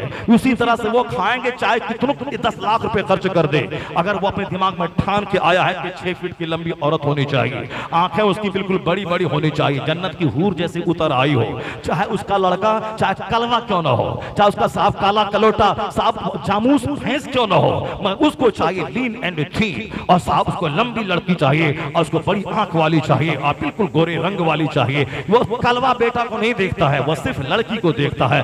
बदतमीज, जब तू चाहता है कि हूर जैसी सिफत वाली लड़की चाहिए, बड़ी बड़ी आंख वाली हूरुन ईन चाहिए, तो फिर वो भी तो चाहेगा कोई गिलमान चाहिए, वो भी तो खूबसूरत चांद वाला लड़का खोजेगा। तो पहले अपना लड़का देख ले, उसका तलवा कैसा है, उसका चेहरा कैसा, उसकी आंख कैसी है, उसकी नाक कैसी है, उसकी हाइट कितनी है, तब ना उसके लिए हूर तलाश करना।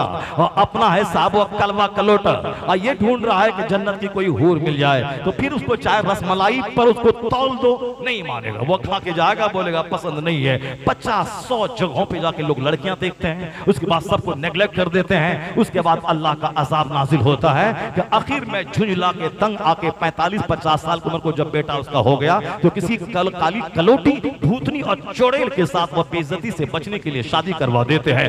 और जो अल्लाह पर भरोसा करता है, और मुस्तफा ने जो क्राइटेरिया पेश किया है, तुन कहूल मरअतु ले अरबा ले मालिहा वले जमालिहा वले हसबिहा वले दीनिहा फस्फर बिज़ाति दीन। और हुजूर ने यहां तक कहा वाला अमतुन सौदा ज़ातु दीनिन अफजल, काली कलोटी दीनदार तेरे हक में बेहतर है। कि हुस्न का जलवा टेम्पररी रहता है और अखलाक का जलवा दायमी और परमानेंट रहता है। हुस्न 4 दिन का बुखार उसके गोरे चेहरे को काला कर देता है, और यह हुस्न 2-4-10 मर्दों की तरफ आंखें उठाने पर मजबूर करता है। तू रहो फौज में या पड़ोसी तेरा मौज करेगा, तू रहो सऊदी अरब में जाके भैंस चरा के ऊंट चरा के लाखों रुपए कमा के घर बना, मगर तेरी बीवी तेरी न रहेगी। तूने हुस्न को तरजीह दिया है, मुस्तफा ने मना किया था, ला तज़व्वजू हुस्न हुन्ना ले हुस्ने हिन्ना।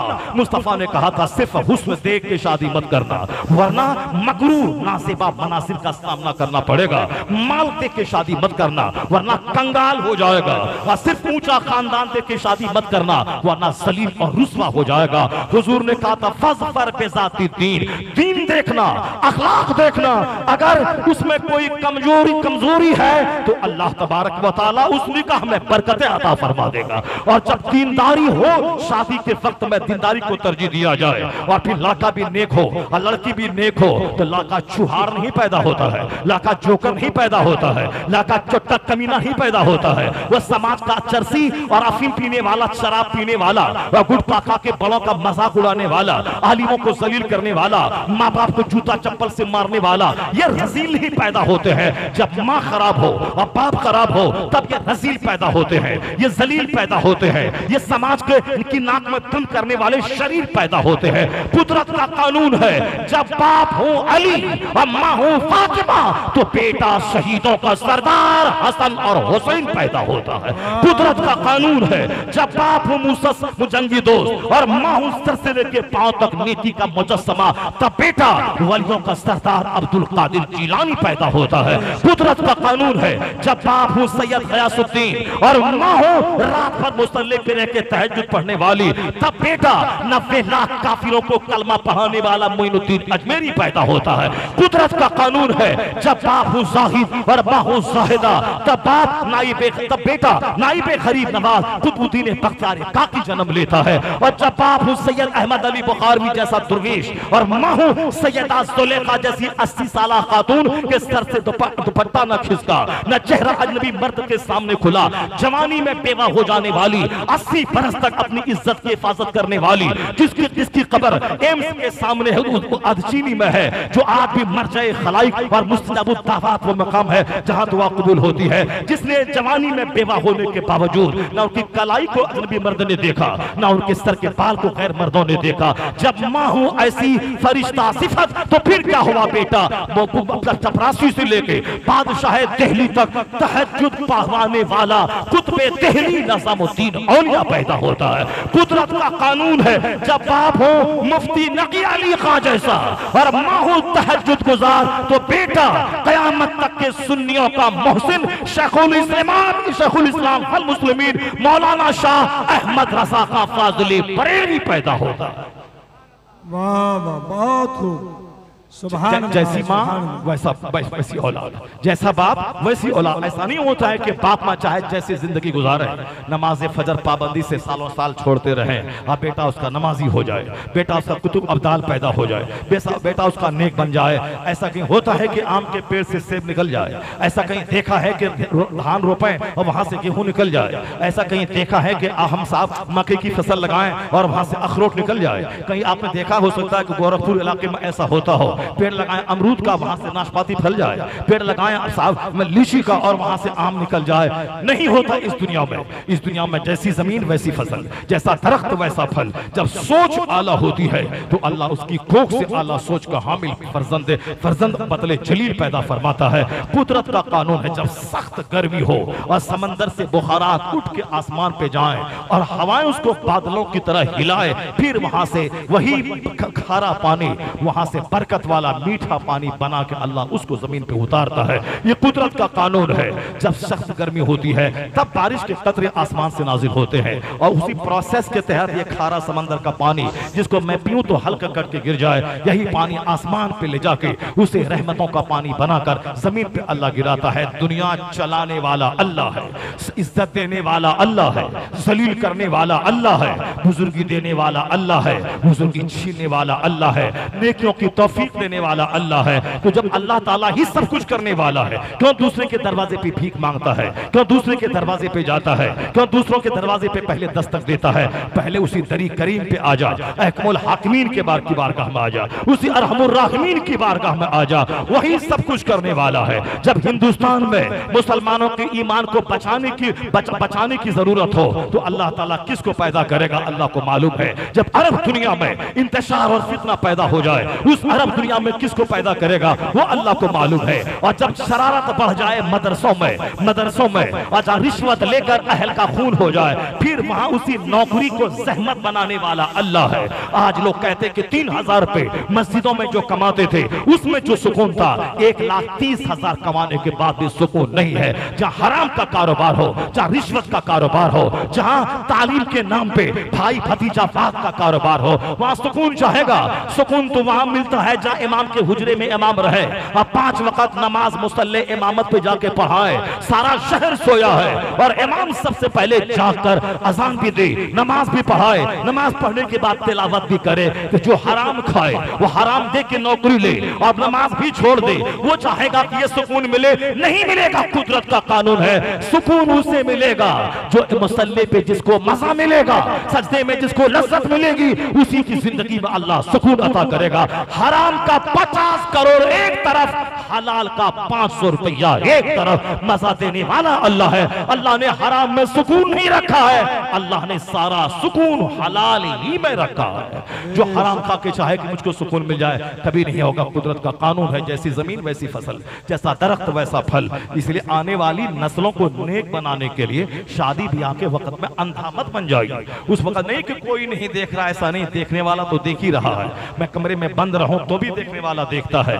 जमीन सीसी कैमरा की तरह मेरी गतिविधि को देख रही है। ये आसमान भी हमें देख रहा है। ये कांधे पे 2 फरिश्ते मुसल्लत हैं, ये भी मुझको देख रहे हैं।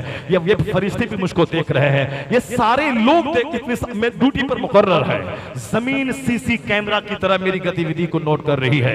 यौम इज़िन तुहद्दिसु अखबारहा, जिस दिन ये जमीन अपनी खबरें बताएंगी कि इसकी पीठ पर बैठ के ताश खेला गया है या जुआ खेला गया है, या इसकी पीठ पर बैठ के सजदा किया गया है या तिलावत की गई है, या जमीन सीसी कैमरा की तरह। इस बात को दिल में बिठाना पड़ेगा, तब जाके गुनाह कम होगा, तब अल्लाह का डर दिल में पैदा होगा। गोरखपुर के एक मॉल में खरबों रुपए का सामान मौजूद है। एक औरत जाती है, उसके पर्स में वो चाहे तो कीमती सामान कोने में लेकर पर्स में रख सकती है, क्योंकि वहां कोई सेल्समैन या सेल्स वीमेन नहीं रहती है। आप जाते हैं, वहां देखा जबरदस्त वॉच है और आपने उसको लिया, अपने बैग में रख लिया, तो कोई नहीं देखेगा, कोई सेल्समैन सामने नहीं है, मगर आप नहीं करते हैं। क्यों? आप जानते हैं कि you are under CC camera, आप सीसी कैमरा की निगरानी में है, यहाँ कोई नहीं है। मगर जैसे मैं गेट पे जाऊंगा वह फौरन जहां मैंने रखा है वहां से वह सामान निकलवा लेगा। यही एक डर है कि खरबों का माल फैला है, कोई उसको टच नहीं करता। काश यही डर हर आदमी के दिल में बैठ जाए कि जमीन सीसी कैमरा की तरह मेरी गतिविधि को नोट कर रही है। और कयामत का जब दिन आएगा तो जमीन गवाही देगी, यौम इज़िन तुहद्दिसु अखबारहा बिअन्ना रब्बका औहालहा। ये जमीन गवाही देगी, तमाम गतिविधि को नोट करके कयामत के दिन सारी रील खोल के रख देगी। और फमन यामल मिस्काल ज़र्रतिन खैरन यरा व मन यामल मिस्काल ज़र्रतिन शर्रन यरा। और ये बदन के सारे पार्ट्स भी सीसी कैमरा की तरह मेरी सारी गतिविधि को नोट कर रहे हैं। कयामत का दिन होगा, अल यौम नख्तिमु अला अफ़वाहिहिम, अल्लाह कहता है आज मैं उनके मुंह को सील्ड कर दूंगा।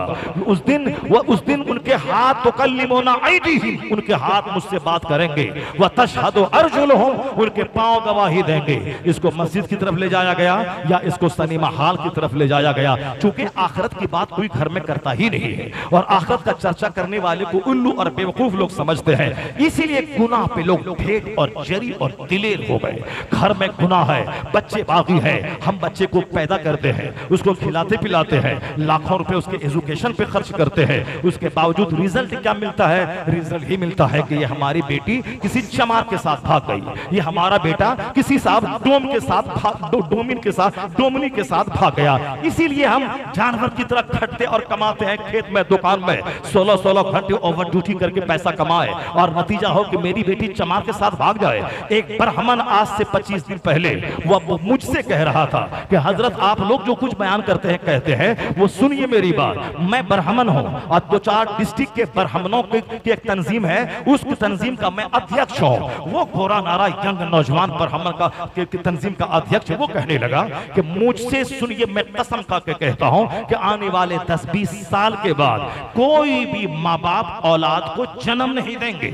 उन्होंने कहा कि मेरी सोसाइटी में ऐसा हो रहा है कि साहब एक माँ 9 महीने पेट में रखती है, 2 साल दूध पिलाती है, 10 साल खिदमत करती है। अब 12 साल की एक ब्राह्मण की बेटी वह साहब सामने वाले एक हरिजन के साथ भाग गई, जबकि सारे ब्राह्मणों की नाक कटने की बात है, सारे ब्राह्मणों की इज्जत मिट्टी में मिलने की बात है। उन्होंने कहा क्यों बच्चा पैदा करेगा आदमी? इसीलिए ताकि सारे समाज की नाक कट जाए, सारे समाज की आबरू मिट जाए। इस कदर बदन में आग लगी है शहवत की कि शादी की उम्र होगी 18 साल के बाद तो 12 साल में लड़की भाग जाए। क्यों ऐसी नाअहल औलाद को बाप पैदा करेगा? आने वाले 10-20 साल के बाद जब केस इसी तरह बढ़ते चले गए तो कोई भी दर्दमंद बाप वो अपनी औलाद को जन्म नहीं देगा, क्योंकि औलाद के पैदा होने का मतलब है खानदान की नाक कटवाना, माँ बाप की इज्जत को मिट्टी में मिला देना और माँ बाप की मेहनतों पे पानी फेर देना।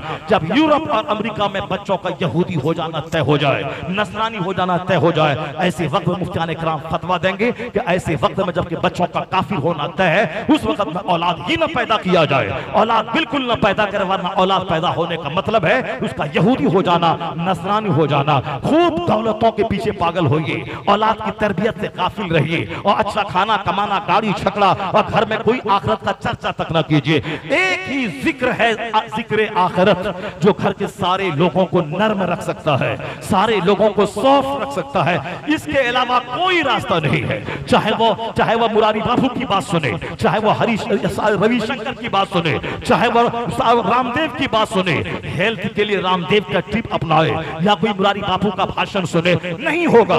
एक रास्ता है जिक्र आखिरत, एक रास्ता है जन्नत की तमन्ना और जहन्नम से परहेज। ये चर्चा जब तक घर में ना होगा, जो कुरान पाक की 114 सूरतों में है, वह चर्चा जब तक नहीं होगा तब तक औलाद नेक नहीं बढ़ेगी, तब तक घर में नेकी का माहौल नहीं पैदा होगा, तब तक घर में सुन्नत और फराइज के मुताबिक जिंदगी नहीं गुजरेगी। क्योंकि कुदरत का कानून है, जैसी सोच का हामिल माँ बाप रहेंगे उसी सोच की हामिल औलाद पैदा होगी। बसरा का एक मालदार है, जिस मालदार के बाग देहात में है, वो अरबों का बाग है, उसका रखवाला मुबारक नाम का एक मजदूर है जो पूरे बाग की रखवाली करता है। और कभी कभार महीना 15 दिन में उस बाग का मालिक अपने दोस्तों के साथ बाग घूमने उस देहात में जाता है। जिस तरह बहुत सारे लोग गोरखपुर में है, इसकी बहुत सारी खेती बाड़ी देहात में होती है। ये कभी कभार हफ्ता 10 दिन 20 दिन के बाद अपने एक दोस्त को कार में बिठाया और लेके चला, मेरा फार्म हाउस देख लो, मेरा फार्म हाउस देखो, मेरा साहब खेती बाड़ी, और जब बहुत सारे बागात है चले उसको देखते हैं नेचुरल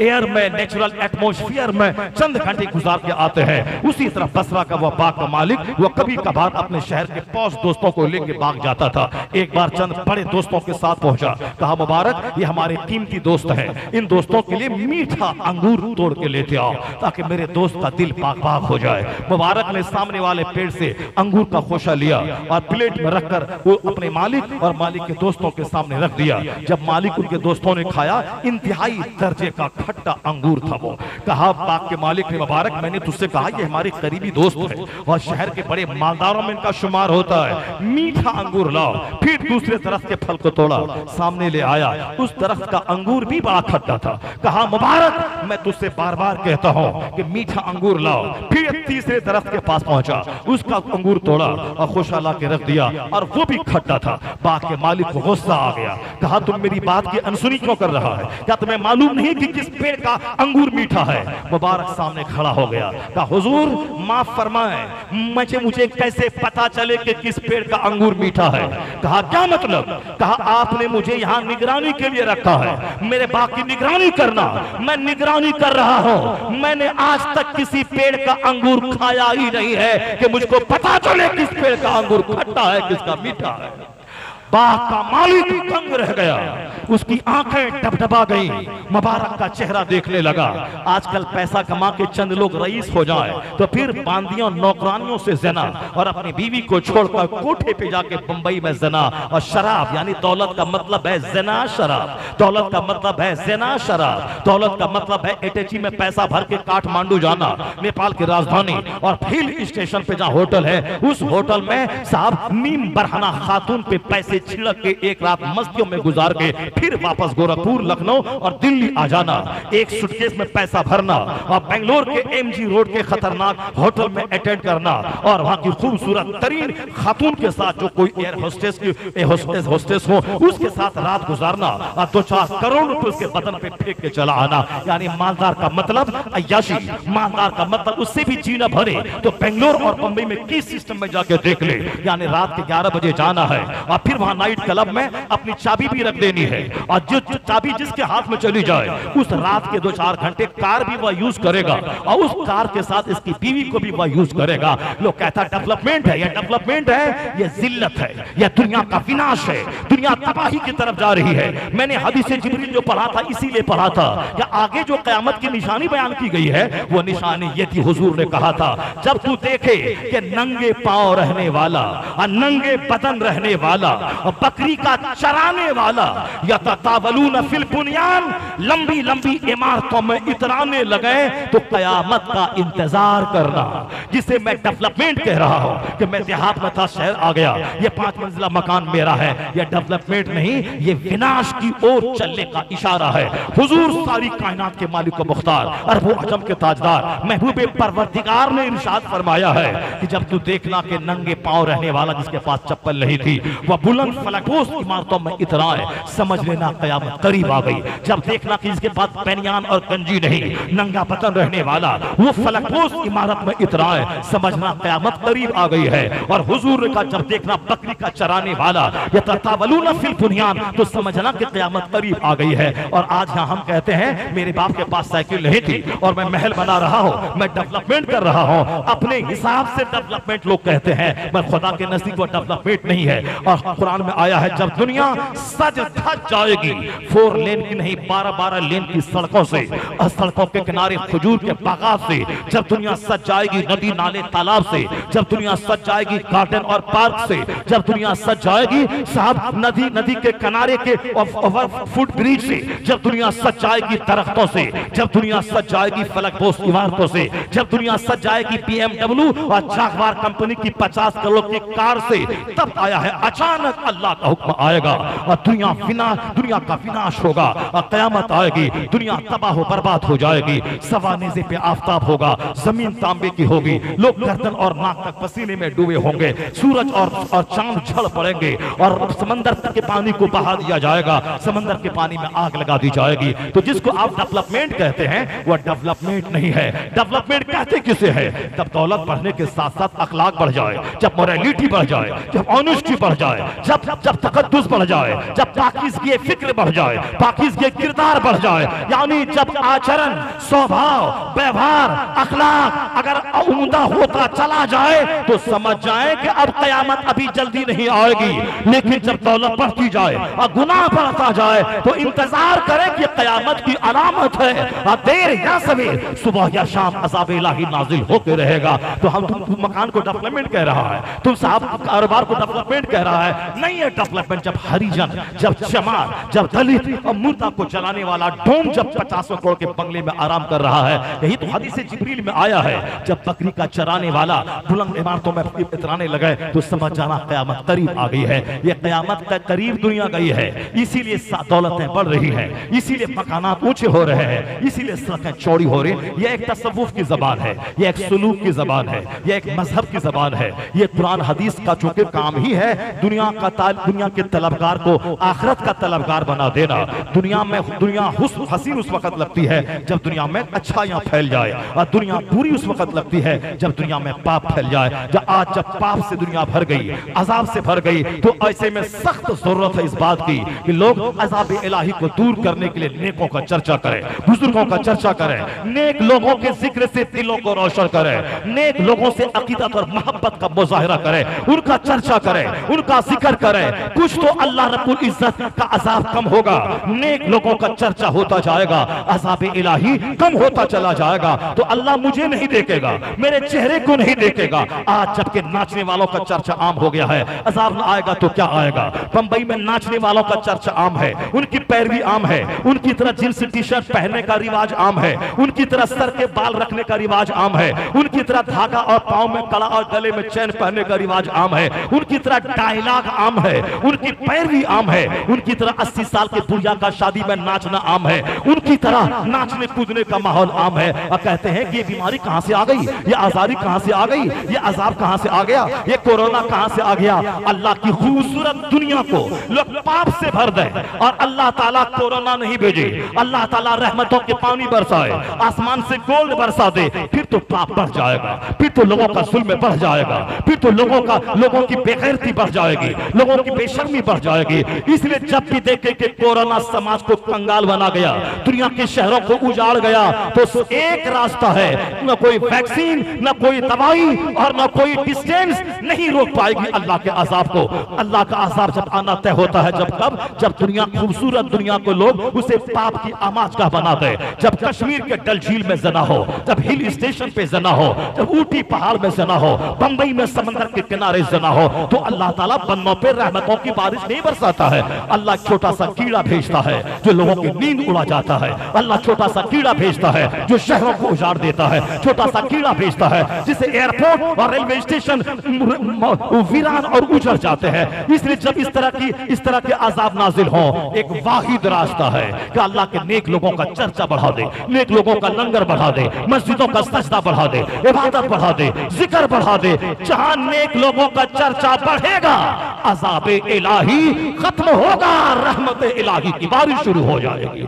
इसीलिए वह लोग जो अल्लाह के वलियों का उर्स लगाते हैं, उनका लंगर बांटते हैं, उनका जिक्र करते हैं, वह समाज के मोहसिन है कि 10 लोग भले ही बुरे हैं मगर अल्लाह के जिक्र, महबूब के जिक्र से अल्लाह की रहमतों का नुज़ूल होता है। तो यह समाज का खैर खा है, यह सोसाइटी का वेलविशर है जो अल्लाह के नेक बंदों की महफिल मुनक़िद करके सारे समाज को सुकून और शांति प्रदान करना चाहता है। मेहमान को 2 दिन खिला दे तो साहब आदमी सर के बाल खुलाता है, लेकिन जो लंगर में 5 दिन पहले 1500 आदमी को खिलाए और फिर 5 दिन के फौरी बाद ही या 1000 के करीब आदमी लंगर खा ले, वहां तो शादी ब्याह में 200 बाराती आ गए तो फिर खाना खत्म, चावल है तो गोश्त नहीं, गोश्त है तो चावल नहीं, चावल गोश्त है तो दाल नहीं, और दाल है तो साहब पानी नहीं, ये होता है। मगर ये कौन सा लंगर है?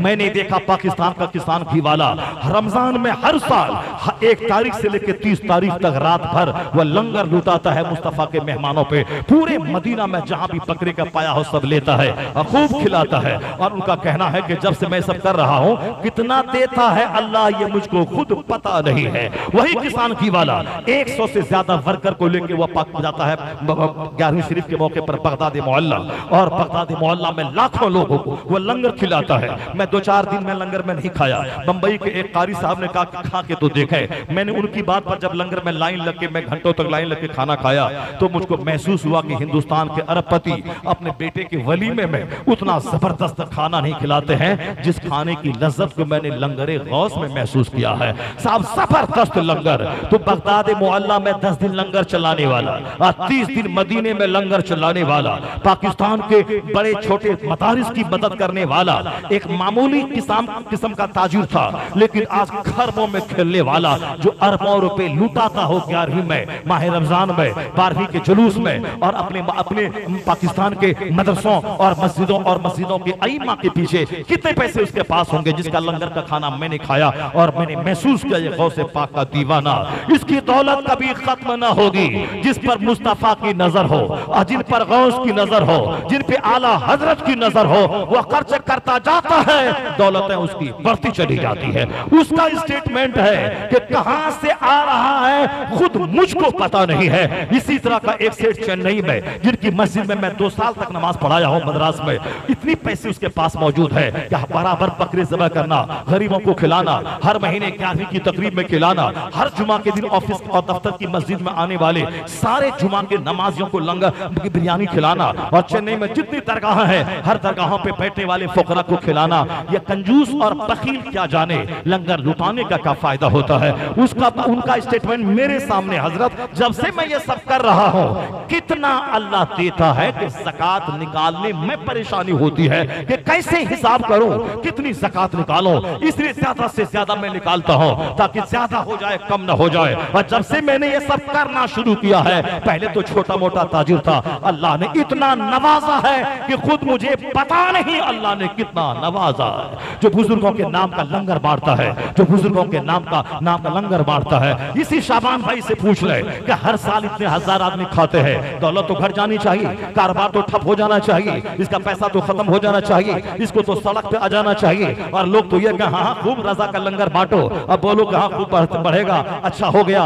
अगर इसका माल ना बढ़े, इसको इज्जत ना मिले, तो लोग मजाक उड़ाएंगे अल्लाह के वलियों का। अल्लाह के वलियों की जिक्र से बरकतें कहां नाजिल होती है। इसलिए अल्लाह नेक बंदों का चर्चा, उनके जिक्र की महफिलों को तमाम देने के लिए कारोबार को बढ़ाता है, ताकि जान ले यह दुनिया की छोटी सी बरकत है और आखिरत की बरकत तो यह है कि उन नेक लोगों का जिसका चर्चा हुआ है, उनकी रफ़ाकतों में, उनकी सोहबतों में, उनके पड़ोस में अल्लाह जब जन्नती इनाम की बारिश करेगा, तो फकीर लोग दुनिया के वो कहेंगे काश मैं भी अल्लाह के वलियों की गुलामी करता, उनकी मज़ारात पे जाता, उनका चर्चा करता, उनकी पैरवी करता, उनके नक्शे कदम पे अमल करता, उनको अपना मुर्शिद मानता। तो जो इनाम इन खुश अकीदा मुसलमानों को मिला है, उसी इनाम का भागीदार हम भी हो गए होते। वह लोग दुश्मन है सोसाइटी के जो अल्लाह के वलियों के जिक्र से चिढ़ते हैं, वह लोग दुश्मन है सोसाइटी के जो नेक लोगों की महफिलों, नेक लोगों के लंगर से चिढ़ते हैं। कौन रजा? मैं चैप्टर खोलता, मैं अपनी बात बोलूं तो कहेंगे मौलाना अपनी बात बोल रहा है। मैं अपनी बात नहीं बोलता, मैं उस अहद के 2-4 आला हजरत के हम असर बुजुर्गों को की बात में करता हूं, जो उस जमाने के इल्म फजल के ताजदार थे, जो उस जमाने के कंटेम्परेरी नॉलेज के बादशाह थे। बस उसकी 1-2 मिसाल मैं आपके सामने रखता हूं। या दिल्ली का छोकरा ये क्या जाने गया रजा किसका नाम है, ये साहब इलाहाबाद के सैयद सरावा के चंद कम पढ़े लिखे लोग ये क्या जाने अहमद रजा किसका नाम है, ये रामपुर और बरेली और पीलीभीत के चंद सभी किस्म के नॉलेज रखने वाले जो आला हजरत के फतवा रजिया पे उंगली उठाते हैं, ये क्या जाने रजा किसका नाम है। ये तो 105 साल के बाद आज बकवास कर रहे हैं। आला हजरत का इल्म तफसीर, इल्म हदीस, इल्म तफक्कुह, इल्म बदी, इल्म मानी, इल्म हय्यत, इल्म जोग्राफिया, इल्म तवारीख, 500 के करीब उलूम व फनून पर जो आला हजरत को कंप्लीट दस्तरस हासिल थी, उसका अंदाजा ये को क्या लगा सके जिसको उस इल्म की खूबी हासिल नहीं है। आला हजरत को वो जांचे और परखे जो उनका हमपल्ला आलिम था, जिसके पास उनकी तरह इल्म था, वो उनको नापे, वो उनकी बात करे। तो 105 साल पहले उस अहद के हिंदुस्तान के जो जबरदस्त आलिम दीन थे, जो जबरदस्त अपने अहद के आलिम फासिल वली कामिल थे, उनकी बारगाह में मैं दस्तक देता हूं।